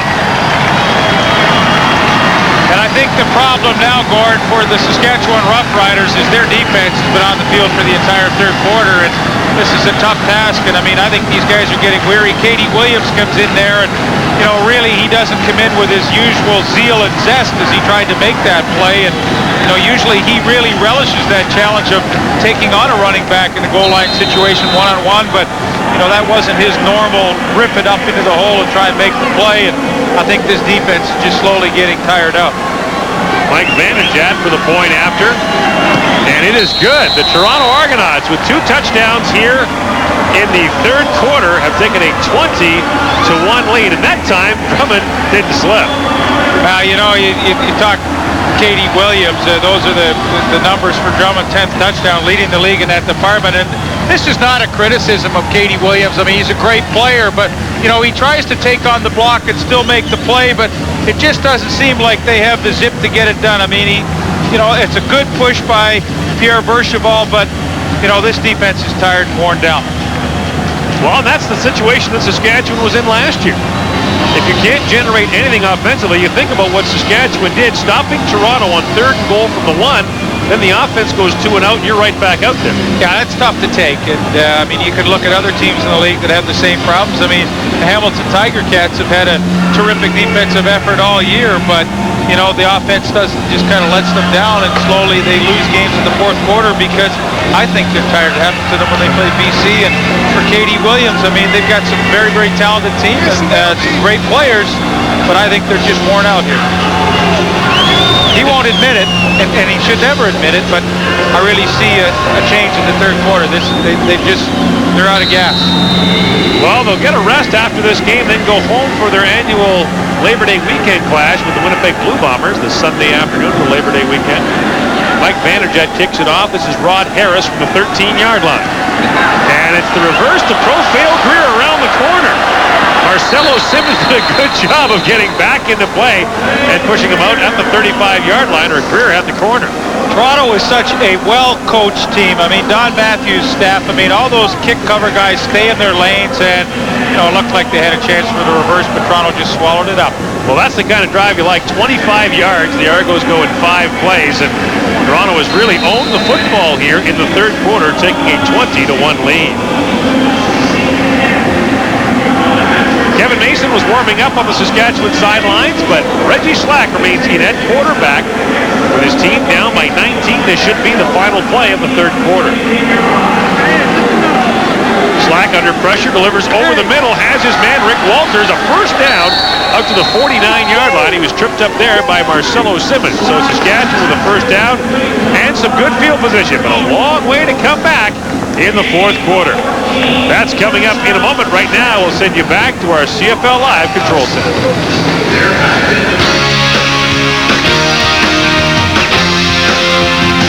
And welcome back to our CFL Live Control Center. Rod Smith along with Obi, Les, and Marty. Well, give Saskatchewan's defense credit. You had to figure Doug Flutie would eventually get it going, but the problem is really on the other side of the ball for the green and white. And once again, we've got to talk about quarterbacks. Rod, I'm getting a little tired of this. I mean, am I the only guy who's seeing Reggie Slack this deficient? This is awful. 1 point in 3 quarters? I mean, it's just, I don't understand why Mason hasn't even begun to warm up. If they want to win this game, they have to put him in there. Doesn't the coaching staff see that? I don't know. You have to ask Coach that question. Ask the guy that's coaching. Both of you sit on the fence. I'm gonna let you guys in on a little secret. I talked to some of the Rough Rider defensive players, and they think Reggie Slack is a great guy, and he is. He's a terrific human being. But they think Kevin Mason ought to get an opportunity to be playing. If he were playing, I think you'd see a different story in tonight's game.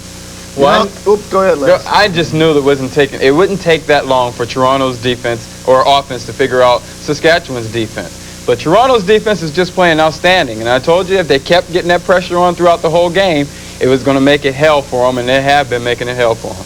You know, I was a little surprised that in that quarter when their Saskatchewan's defense held Toronto, stopped Drummond on the 1-yard line, that they didn't give up the 2 points and kick off and at least give their defense a chance, because when they punted, then Toronto came in and got a touchdown. If they'd given them the 2, they might have held them down there and only had to give up 2, which would have made it 15-1, and they still would have been in the ballgame. But the Saskatchewan defense has been terrific to hold them to just 20 But like Lee points. Pedersen said, they have been on the field way too long, and if they had given up the 2 and punted, they still might have driven down and given up 7 or 9. Oh, yeah, they might have. I would be interested to see time of possession for that third quarter, because that was as big a factor as anything. Heading to the fourth quarter now, yes, Saskatchewan's got a tired defense, and they need points. Need to get it going on offense. Reggie Slack still in there. Back to Skydome now. The Saskatchewan Roughriders scored 1 point in the early moments of the first quarter and haven't scored since. They begin the fourth quarter down 20-1 after the Argos have scored 2 majors in the third quarter. They have the ball now at their own 48-yard line, 1st and 10. Reggie Slack remains in the game from the shotgun. Slack has Curtis Mayfield, and Mayfield close to a first down as he crosses midfield down to the Toronto 52-yard line. Curtis Mayfield rarely used. A guy who averages 22 yards a carry. He's only got 16 catches on the year, 3 of them for touchdowns. Well, boy, I remember him when he first came into the league with the Las Vegas Posse. He could make some unbelievable catches and plays, and you know, the long bomb and catching it was truly his forte, and that was one of his single game marks that he had with Las Vegas back in 1994. Anthony Calvillo was the quarterback, and the 2 of those players had some great chemistry that year. But I guess, you know, as I look at this Saskatchewan offense, Gord, there's a number of things that kind of surprised me. And number 1, it's the fact that Reggie Slack has refused to run tonight, refused to call some rollout plays with blockers in front that he's used in other games that have worked. And I guess number 2, the fact that Curtis Mayfield has been little or no part of this offense. First down, Saskatchewan. Slack back under center. Has time, looking deep, and almost caught by Mayfield. Adrian Smith was there on the coverage. And twice this year, Curtis Mayfield has had games where his only catch of the game has been for a touchdown. Well, you can see he loves to go up and fight for the football, and he almost made a very spectacular circus-like catch. But I think, you know, you have to challenge Adrian Smith and Donis Smith on the corner deep, and Mayfield's the guy to do it. Look out, blitz. Kelly Wiltshire hammered him. Reggie Slack never had a chance. The Riders are out of field goal range, and they're out of downs. Well, and this young rookie has really made an impact here in the game. He wasn't even going to start, but Antonius Bonner hurt his foot, and now he's in the game, and there's just nobody in the backfield. And, you know, for a quarterback, that's probably the worst side. I guess the only good thing was that he came from Reggie Slack's front side, so he could see the hit coming all the way. But young Kelly Wiltshire has made a true impact in this game, and, you know, his coach is Bill Bradley, the defensive coordinator, is going to be pretty proud of his effort. Good punt by McCallum, chases the pinball. Mike Clemens back to the 15-yard line. Pinball diving ahead. Henry Newby stops him at the 21, a 45-yard punt, a return of 11, and there are flags on the play. What a big sack that was by Kelly Wiltshire, one of 5 rookie Canadians playing for the Toronto Argonauts. Took the Green Riders out of any hope of being in field goal range, and now here's the call from Ken Lazarus. Holding, Toronto, number 80, first down. Mark Casola called for holding. While we have a moment, here's Gino Reda. And Gord, I'm with a gentleman right now who back in Sports Illustrated came up with a poll back in 1994 of the 40 most influential men in all of sport. On that list, there were 3 Canadians, Wayne Gretzky, Bobby Orr, and the gentleman who's with me right now, Dr. Bob Jackson, the father of arthroscopic surgery here in North America. Doctor, do you ever find yourself in awe thinking of how many professional careers you've extended by the technique that you developed on the knees especially? I never really think of it that way. I just, you know, it's been fun introducing something, and it's been a privilege to be part of it, the development of it. I guess there's a lot of people here in professional sport that we've helped. I'm certainly meeting a lot of them tonight, the old Argos. You were involved as a team doctor with the Toronto Blue Jays and, of course, the Toronto Argonauts in the past. Tell us about what you're doing right now. Right now I'm in Dallas, University Medical Center in Baylor, and looking after the Dallas Mavericks. It's a part-time job, of course, but it's fun. Well, Doctor, we lost you in terms of servicing our athletes here in Canada, but thankfully a lot of our Canadian athletes are taking advantage of the technique you brought to North America years ago. Thanks again. Thanks very much, Ian.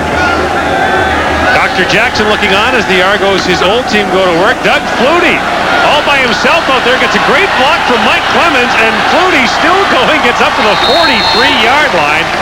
Finally stopped by Patrick Burke out there. Nice play by Flutie, moves the sticks for the Argos. A 20-yard pickup. Well, watch Andrew Henry, number 8, to the left of your screen. Watch the move. Well, you see it right there. And Doug Flutie gets away from him. He's got the high sock, the low sock. You know, he's looking a little shabby out there. We need to have a little dress code with him. But nevertheless, if his hamstring's bothering him tonight, you sure wouldn't know it by that run. First down for Toronto up to the 43-yard line. And Flutie on play action now. Lots of time for Flutie. That pass over the middle. Oh, Mike Saunders, who got popped. Bryce Bevel hammered him, and the ball came out. Andrew Henry was the man that unloaded on him. Number 8. The middle of your screen, Andrew Henry getting some playing time at safety tonight, and he times it perfectly. And you know, he drives right through the back and through the football, and that is a super play. Well, he'd never forgive me if I didn't give him credit for that. DBs always want credit for the kill shot. Well, I think so. He's getting a chance. He's in for Ryan Carey playing in the middle right now. And, you know, he got beaten by Doug Flutie on the previous play, but he sure made his presence felt on that hit. Henry released by the Winnipeg Blue Bombers earlier this season. Now Flutie under pressure from K.D. Williams. And Flutie running for his life, just hops one to Andre Kerwan, and the pass is incomplete. It'll bring up third down. K.D. Williams over talking to Don Matthews and others on the Toronto bench, stops by for a social visit. I don't think they were too interested in having a conversation there. The Toronto's a team that doesn't do a lot of talking. They go about their business, and not too many times can you get them involved in some of these verbal battles out on the field. And KD, I mean, he loves to play that way. That's a motivator for him, and, you know, each to his own. But Toronto's the team that really can't be drawn into that too often. Mike Vanderjagt back to punt, a former Saskatchewan Roughrider who was cut by Coach Don Matthews while in Regina for being late coming back from his sister's wedding. And now Vanderjagt's taking off. A long way to go, but Vanderjagt has the first down right to midfield. Well, he wants to be called an athlete who kicks. You got to give him credit for that one. Well, he just shrugs his shoulders and he said, well, there wasn't much. I felt pressure that certainly wasn't designed. The pressure coming from the outside, and he felt like maybe he wasn't going to get this off. So once that opened up, to his credit, he ran away from Andrew Henry, and you know, that's pretty heads-up play. That's one the coaches, you know, love if you make it, hate you if you don't make it, but his calculated gamble paid off. A 12-yard scamper. Well, Mike Vanderjagt. And I would concede that was a very athletic move. And he gives the Argos a first down at midfield. Flutie from the shotgun. Quick drop. Andre Kerwan has the catch. Daryl Ulmer grabs him as he goes down to the 41-yard line. Kerwan with his first catch of the football game has a first down for Toronto. Andre Kerwan, a native of Winnipeg, and went to Stanford University. And in fact was considering medical studies there when the Argos decided to see if he wanted to play a little football. And he's another one of those rookie Canadians the Argos have in their lineup, 5 in all. I want to talk about these rookies in a minute, because you look at areas of this team that management is proud of, and rookies certainly is one area. Here comes the blitz. Flutie gets it away to Daryl Mitchell, and Mitchell close to another first down. In fact, does have the first down as he gets back up and is forced out of bounds at the 22-yard line by Dale Joseph, and the Argos move to 6 again. Well, we talk about young Canadians that they've upgraded, but they've also upgraded with young imports, and Mitchell just finds the hole right down here. Flutie finds him, and, you know, he's made some great catches tonight. That's a simple pattern. He's in the right spot in the zone and, you know, makes the catch, but he's got a touchdown tonight on a great catch. He's got a catch on a tip ball that was really good, and now he's got a nice extra effort on an easy catch. So Daryl Mitchell's had not only a good night, but I mean, he's got a bunch of balls this year and become a real big part of this offense in a short period of time. Troy Alexander is down on the play for the Saskatchewan Roughriders. Daryl Mitchell getting close to 100 yards receiving on the game, and the Argos threatening again. They lead 20-1 with 10.5 minutes to play. Well, tomorrow night, the brawl in the West continues. The Calgary Stampeders in BC to take on the Lions. The pregame show starts at 10 o'clock Eastern Time, 7 o'clock Pacific. Friday Night Football here on TSN. And that should be a dandy. You gonna sing the theme or what? Come on. Not tonight. No? Maybe next week. Okay, we'll wait till the labor. Friday night football tonight. Oh, there it is, ladies and gentlemen. Doug Flutie from the shotgun has time, throws to the end zone for Kerwan. Can't hang on. Hand fighting there with Patrick Burke. The pass ball's incomplete. I was almost as inspired by that play as I was by your singing of the Friday Night Football theme. That's pretty good, wasn't it? Well, if you may say so yourself. It was always a pretty good catch by Andre Kerwan, and for a young rookie, I mean, if you can make that play, that a nice pattern to get in behind Patrick Burke, I mean, you know, you look at little kickstarts to your career. I mean, you know he really wanted to be able to hang on. He made a good effort, just couldn't bring it in. Kerwan moved to wide receiver this week. Dwayne Dimitrition backs up at slot back. The Argos now facing 2nd and 10 from the 22-yard line. And Flutie once again to the shotgun. Fake to Drummond. Flutie has time, has a man. It's Mazzotti. He's got a first down and then some. Still going. Touchdown.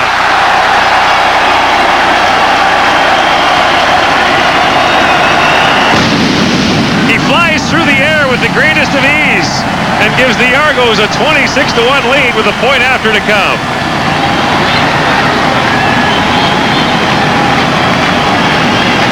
You know, you remember the play that Pinball Clemens could have gone out of bounds and he tried to run over a few guys?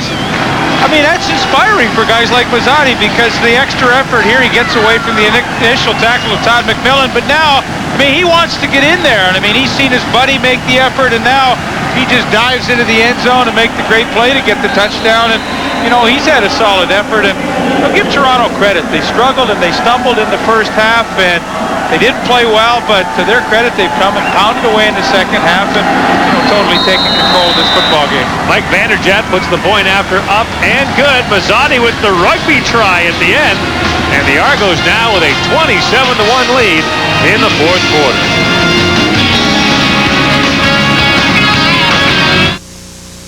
Dear Dave. Johnny Harris, who would have celebrated his 25th birthday with a touchdown had he been able to hang on to that. There was nobody anywhere near him. Great play by Johnny Harris to break on the football. The Toronto secondaries had a really sharp night. I mean, they only allow teams 55% completion rate. That's the best in the league, and you can really see why. Effort like Johnny Harris tonight, Adrian Smith and Donald Smith have had good nights. Lester Smith's come up in bliss coverage and made some good plays. So this secondary has enjoyed a pretty serious night tonight of coverage. I guess one thing that really surprised me, though, Gord, is Saskatchewan all night has been in drop-back passing. They really haven't moved the pocket around, and for a team like Toronto that's got those two tackles of Stewart and Waldrop that push the pocket so well of offensive lines, I'm really surprised. I'm not criticizing. I'm just surprised that Gary Hoffman, who is the offensive coordinator of the Roughriders, has not moved the pocket around to the rollout. In other games that I've seen and broadcasted of Saskatchewan, that's when they've had success, and they just have chosen to sit back continually in the pocket and be a standing target for this Toronto pass rush. Ball McCallum to bunt. Now he'll take off, and McCallum, with his third carry of the year, now kicks it. He was 2 yards from the first down marker, and he kicked it. Well, he got close to the first down marker, and the stop sign flashed up that he wasn't going to make it. So he said, well, I'm going to kick it, but... And not a bad kick under the circumstances. It goes out of bounds at the 25. He's been involved tonight for all the wrong reasons. Back after this. The Canada Games continue tomorrow from Brandon. Track and field and baseball finals. It all starts at 1 o'clock Eastern, 10 a.m. Pacific on TSN. Here the Argos with a comfortable lead at 7.5 minutes to play in the fourth quarter. Doug Flutie on play action. He's under pressure, now trying to spin away. Flutie does and finds the pinball up at the 38-yard line for a Toronto first down. Well, it sure took a while for Toronto to get on track, but when they did, I mean, that's vintage Flutie to get away from the rush, find Pinball Clemens, the league leader in receptions, and just took a matter of time before Toronto got on track, and they've had a very, very solid second half. And Gord, I would suggest that after this second half, they're going to get their 4 days off. I think they'll get 4 days off. In fact, Mr. Flutie apparently after the game will jump in his car and drive to Boston. That's not a short hop. That's a good 12 hours. Correct snap to Robert Drummond. Dropped the football.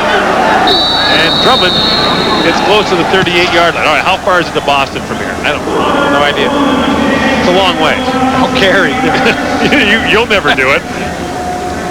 I said, why don't you just fly? It's about a 45-minute flight. No, I want to get there tonight. Plus, they may have two-a-day practices. Matthews is talking about the possibility of two-a-days next week, early in the week. But after this, he might just loosen the reins a little bit on them. Well, they have 11 days until their next football game, and I think the way they played the last couple of weeks, they deserve the time off. And there's, this is getting to the dog days. As you get to the 1st of September, it's just past or at halfway, and it seems like it's a long, long way to go to the end. And sometimes a real good long rest for these players is just what the doctor ordered. I mean, I remember as a player that September to me, the first part and into the middle of September was the worst part of the season because it just seemed like the season was going to go forever, and for teams that are struggling, it is a tough time. Flutie completed there to Andre Kerwin, who comes up a couple of yards short of the first down, although I guess in your day, playing for Hamilton, you have the Labor Day matchup to look forward to against Toronto, and that's what the Argos' next game will be at Iverwood Stadium on Labor Day Monday. And when I played, it was a favorable matchup for the Hamilton Tiger Cats. We won a great number of those games. It's not that way right now. Terrell Ulmer on the punt return from the 32-yard line. He gets out to about the 38 before the stop is made by Mike O'Shea. 5:52 to play here in Skydome with an update from Edmonton. Here's Rod Smith. Well, Gord, no one wanted to make amends for last week's debacle in Toronto more than Sean Fleming. So far, getting it done. Field goals at 26 and 30 yards. The Eskimos leading the 1-7 Hamilton Tiger Cats 6-0 in the first quarter. Yes, the Edmonton Eskimos trying to hang on to first place in the Western Division. They go into that game at 6-2. BC second at 5-3. And no rest for anybody in the Western Division. It's tough up there. And it's tough here if you have to play the Argos. On first down, Kevin Mason up and firing as Rod Harris up to the 45-yard line with a pickup of 7 yards. Well, if you were with us earlier today, lots of good golf on TSN. The Greater Vancouver Open continues tomorrow from the Northview Golf Club in Surrey, BC. And what an opening day they had. Tom Byram leading the tournament at 8 under par, which was a course record and a tournament record. And a lot of great names in that tournament. Payne Stewart's in second at -7. And Canadian Ray Stewart had a great opening round at 5 under par. So lots of great television on TSN tomorrow. We've got the Canada Games at 1 o'clock Eastern, followed by the Greater Vancouver Open at 4. And then Friday night football with the pregame show at 10 o'clock. So if you're into a variety of great live programming, TSN is the place to be. Wow, the preceding announcement. No, but you know what? That's great. No. People are going to say, well, Leaf's a homer for the network because he works for them. But, I mean, if you're a sports fan, which we have watching our network, obviously, I mean, that is an awesome lineup. A few weeks ago, we had the tennis and we had golf, the ladies open from Montreal, or from Glen Abbey, rather, and then we had Friday Night Football. So some pretty serious programming. I watched the golf from Northview today, and I didn't recognize the course that I played out there, interestingly enough. I just remember there being more foliage and, bunkers and stuff. They were always on the short little green stuff. And they play a course, and they play it very playable. Yeah, and when their ball's behind a tree, they don't just flip it out and play it from there. Either. They don't have to just flip it out. But, I mean, the course is in fabulous shape. The greens look wonderful today, and I think you saw a result with the scores that were posted. Kevin Mason has it to Rick Walters. Walters fights his way for a first down. Wanted to lateral it there to Curtis Mayfield, and a flag comes down at the end of that. Right down at about the 35-yard line. 3:57 to play here in the fourth quarter. It was a fourth quarter comeback for Saskatchewan against Toronto the last time these two teams met, but not quite this uphill. And frustrating night for Jim Daly. He's at 4-4. He lost a tough one to BC a week ago, and now he's going to go home losing another one tonight. They fall behind 500, and this team started off with a very positive start early in the season. And I still think on paper the personnel is really good. They've had not a great night quarterbacking or protecting the quarterback, and these things just begin to add up. Mason is under a lot of pressure, gets away, up and throwing, has his man Rod Harris, first down and then some. He's inside the 10 and down to the 8-yard line of the Argos. A 30-yard pickup for Harris. And I think you have to like the mobility that Kevin Mason has shown since he's come into the football game, and able to get outside the pocket and put some pressure on the defense, and that allowed Rod Harris to get open. And you know, I can hear the fans in Saskatchewan right now. They're saying, start Kevin Mason next week. First and goal. Mason towards the end zone. That's got to be pass interference.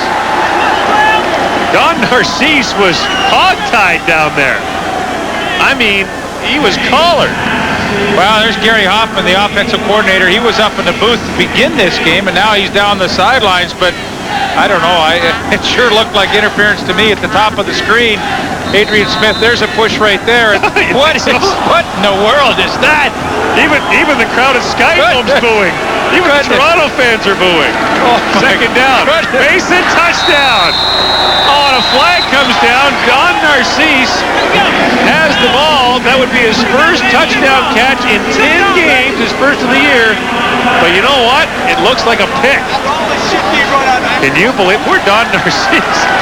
He's wondering if he'll ever score another touchdown in this league. He got his pocket picked on the interference, and then the pick play is going to cost him a touchdown. Number 5. Second down. Rick Walters is called for the rub. You talk about 2 plays going against you. One should have been pass interference in the end zone, and the other takes away a touchdown. Holy smokes. So now it's second and goal from the 18-yard line. And the Argos showing big-time blitz. Kelly Wiltshire drops him. Kelly Wiltshire with his second sack of the game. And his coming out party in the Canadian Football League comes in Week 9 against Saskatchewan at Skydome. We've reached the 3-minute warning in Toronto. The Argos with a 27-1 lead on Saskatchewan.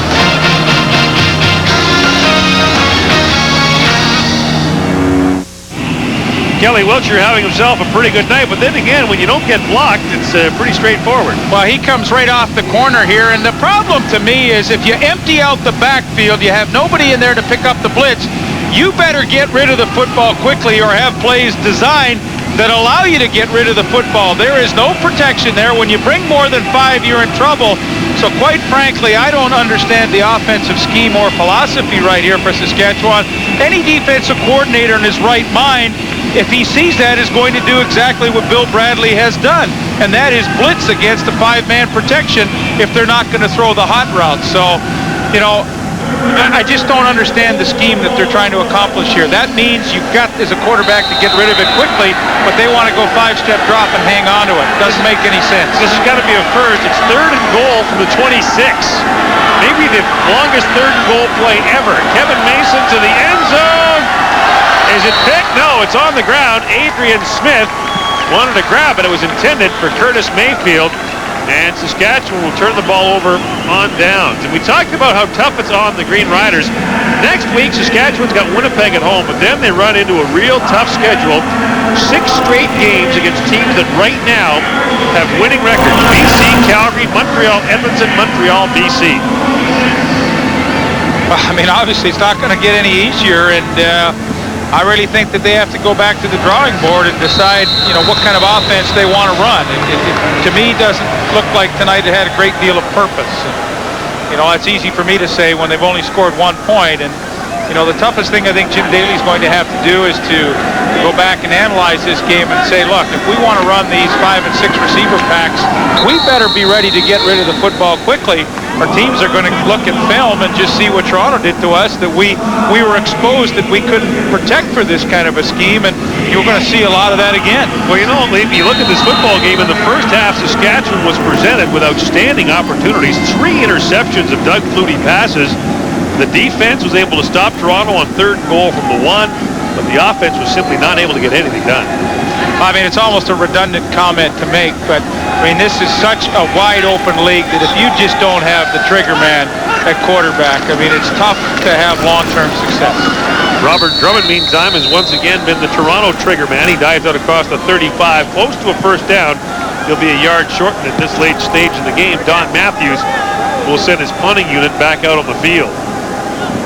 So the Argonauts will improve their record to 7-2 on the year, and Don Matthews will be 3 wins away from becoming the winningest coach in the history of the Canadian Football League. You know, Gord, I did a radio show earlier in the week, and I was asked about Toronto's record and the fact that they had lost 2 games, and was that bad? And I said, well, nobody likes to lose, and Don Matthews will tell you that he doesn't like losing any games. But, you know, this team had a lot of media and publicity hype at the beginning of the year, and I really think it was almost healthy that they lost a couple of games to put them back into reality and let them know that if they want to repeat as Grey Cup champions, it's not going to be easy. So, you know, you don't like to lose, but maybe that was good.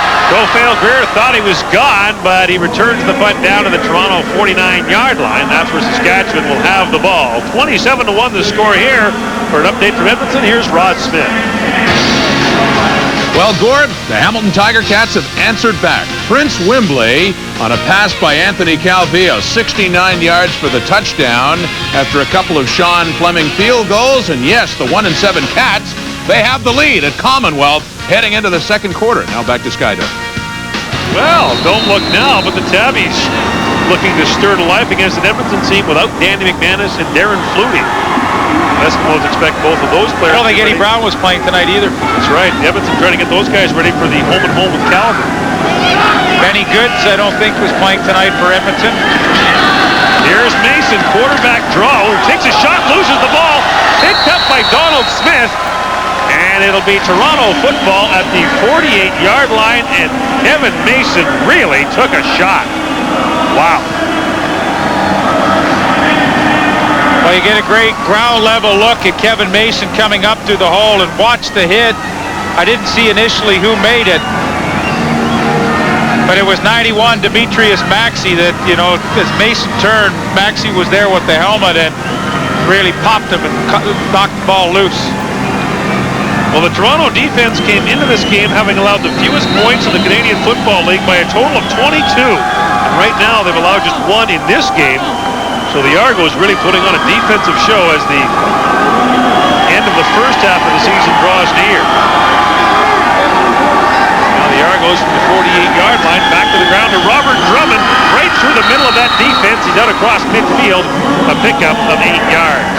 Isn't that nice that you have a defense that you can wait until Doug Flutie gets on track? No kidding. Flutie had 3 interceptions in the first half, but Saskatchewan was unable to take advantage of it. Daryl Mitchell had a big 60-yard touchdown reception, and Robert Drummond has gone over 1,000 yards in the yards from scrimmage total with 129 in this game.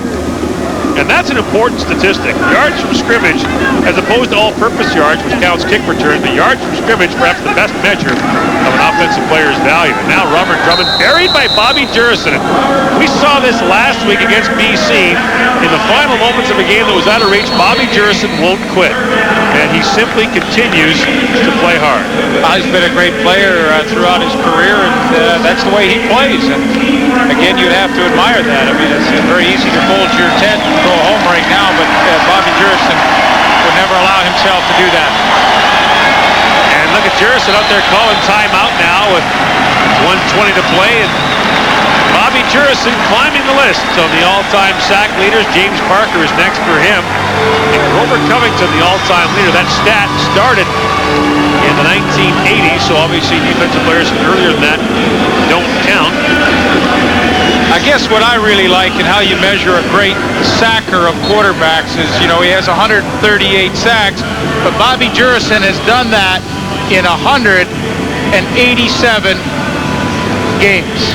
And I think, you know, when you have that kind of consistency, that is really something to be proud of. And I know Will Johnson was a defensive end that had numbers like that, great sacks per games played, and Bobby Jurison really has had that. To me, that is the great measure. Has he been consistent? You bet he has. Mike Vanderjagt, number 13, is going to take off again. And Vanderjagt has another first down. That's twice he's done that.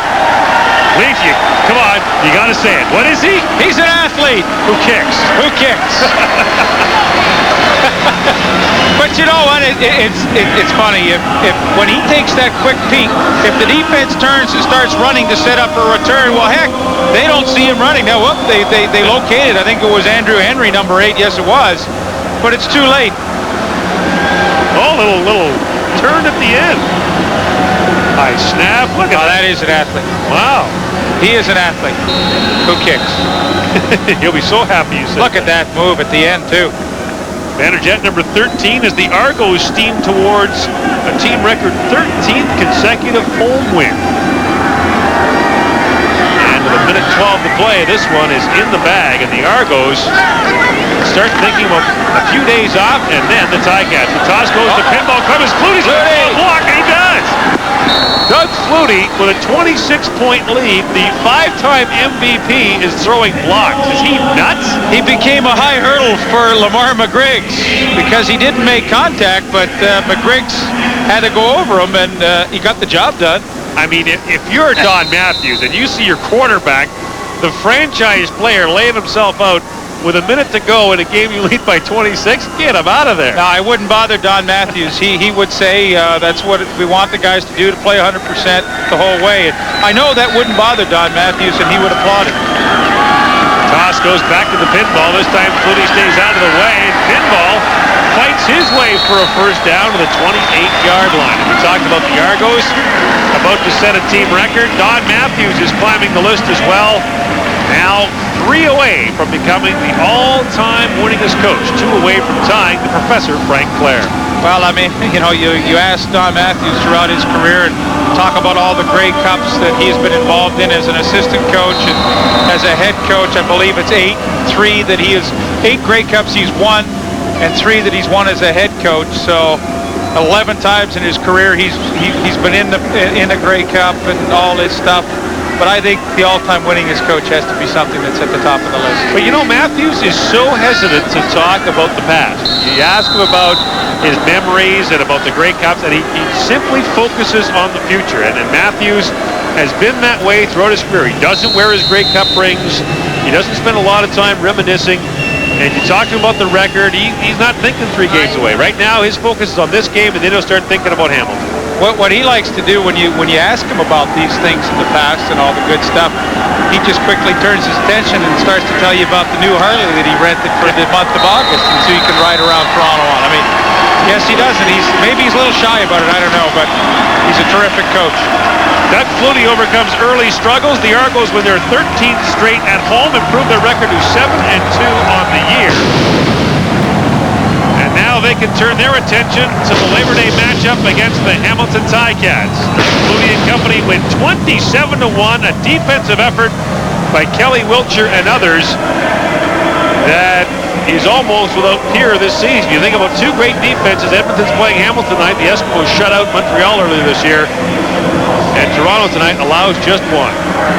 Well, Don Matthews, you ask him what he's proudest of, and you might think he'd say, well, Flutie, my offense, Drummond, Clemens, all these guys. He'll flat out tell you right off the bat he's proudest of his defense, because if he's got a defense that's ranked number 1 or close to it in the league, he always has a chance to win games. And I mean, it was a tight first half. It was anybody's football game, but you know, when a team only scores 1 point, you're not going to have a chance to win too many games. So his defense came up. Kelly Wiltshire, who replaced Antonius Bonner, had some sacks. Had a great second half and second quarter. And of course, Doug Flutie, it just was only a matter of time before he got on track and had enough productivity. And your guy here. Hey, Mike Vanderjet, the athlete who kicks, getting his post-game due. And, you know, Robert Drummond made the comment after the loss to Saskatchewan earlier that it got all the talk about being undefeated out of the way. The Argos could focus on football, and focus they did tonight, beating Saskatchewan by 26. Back with lots more after this.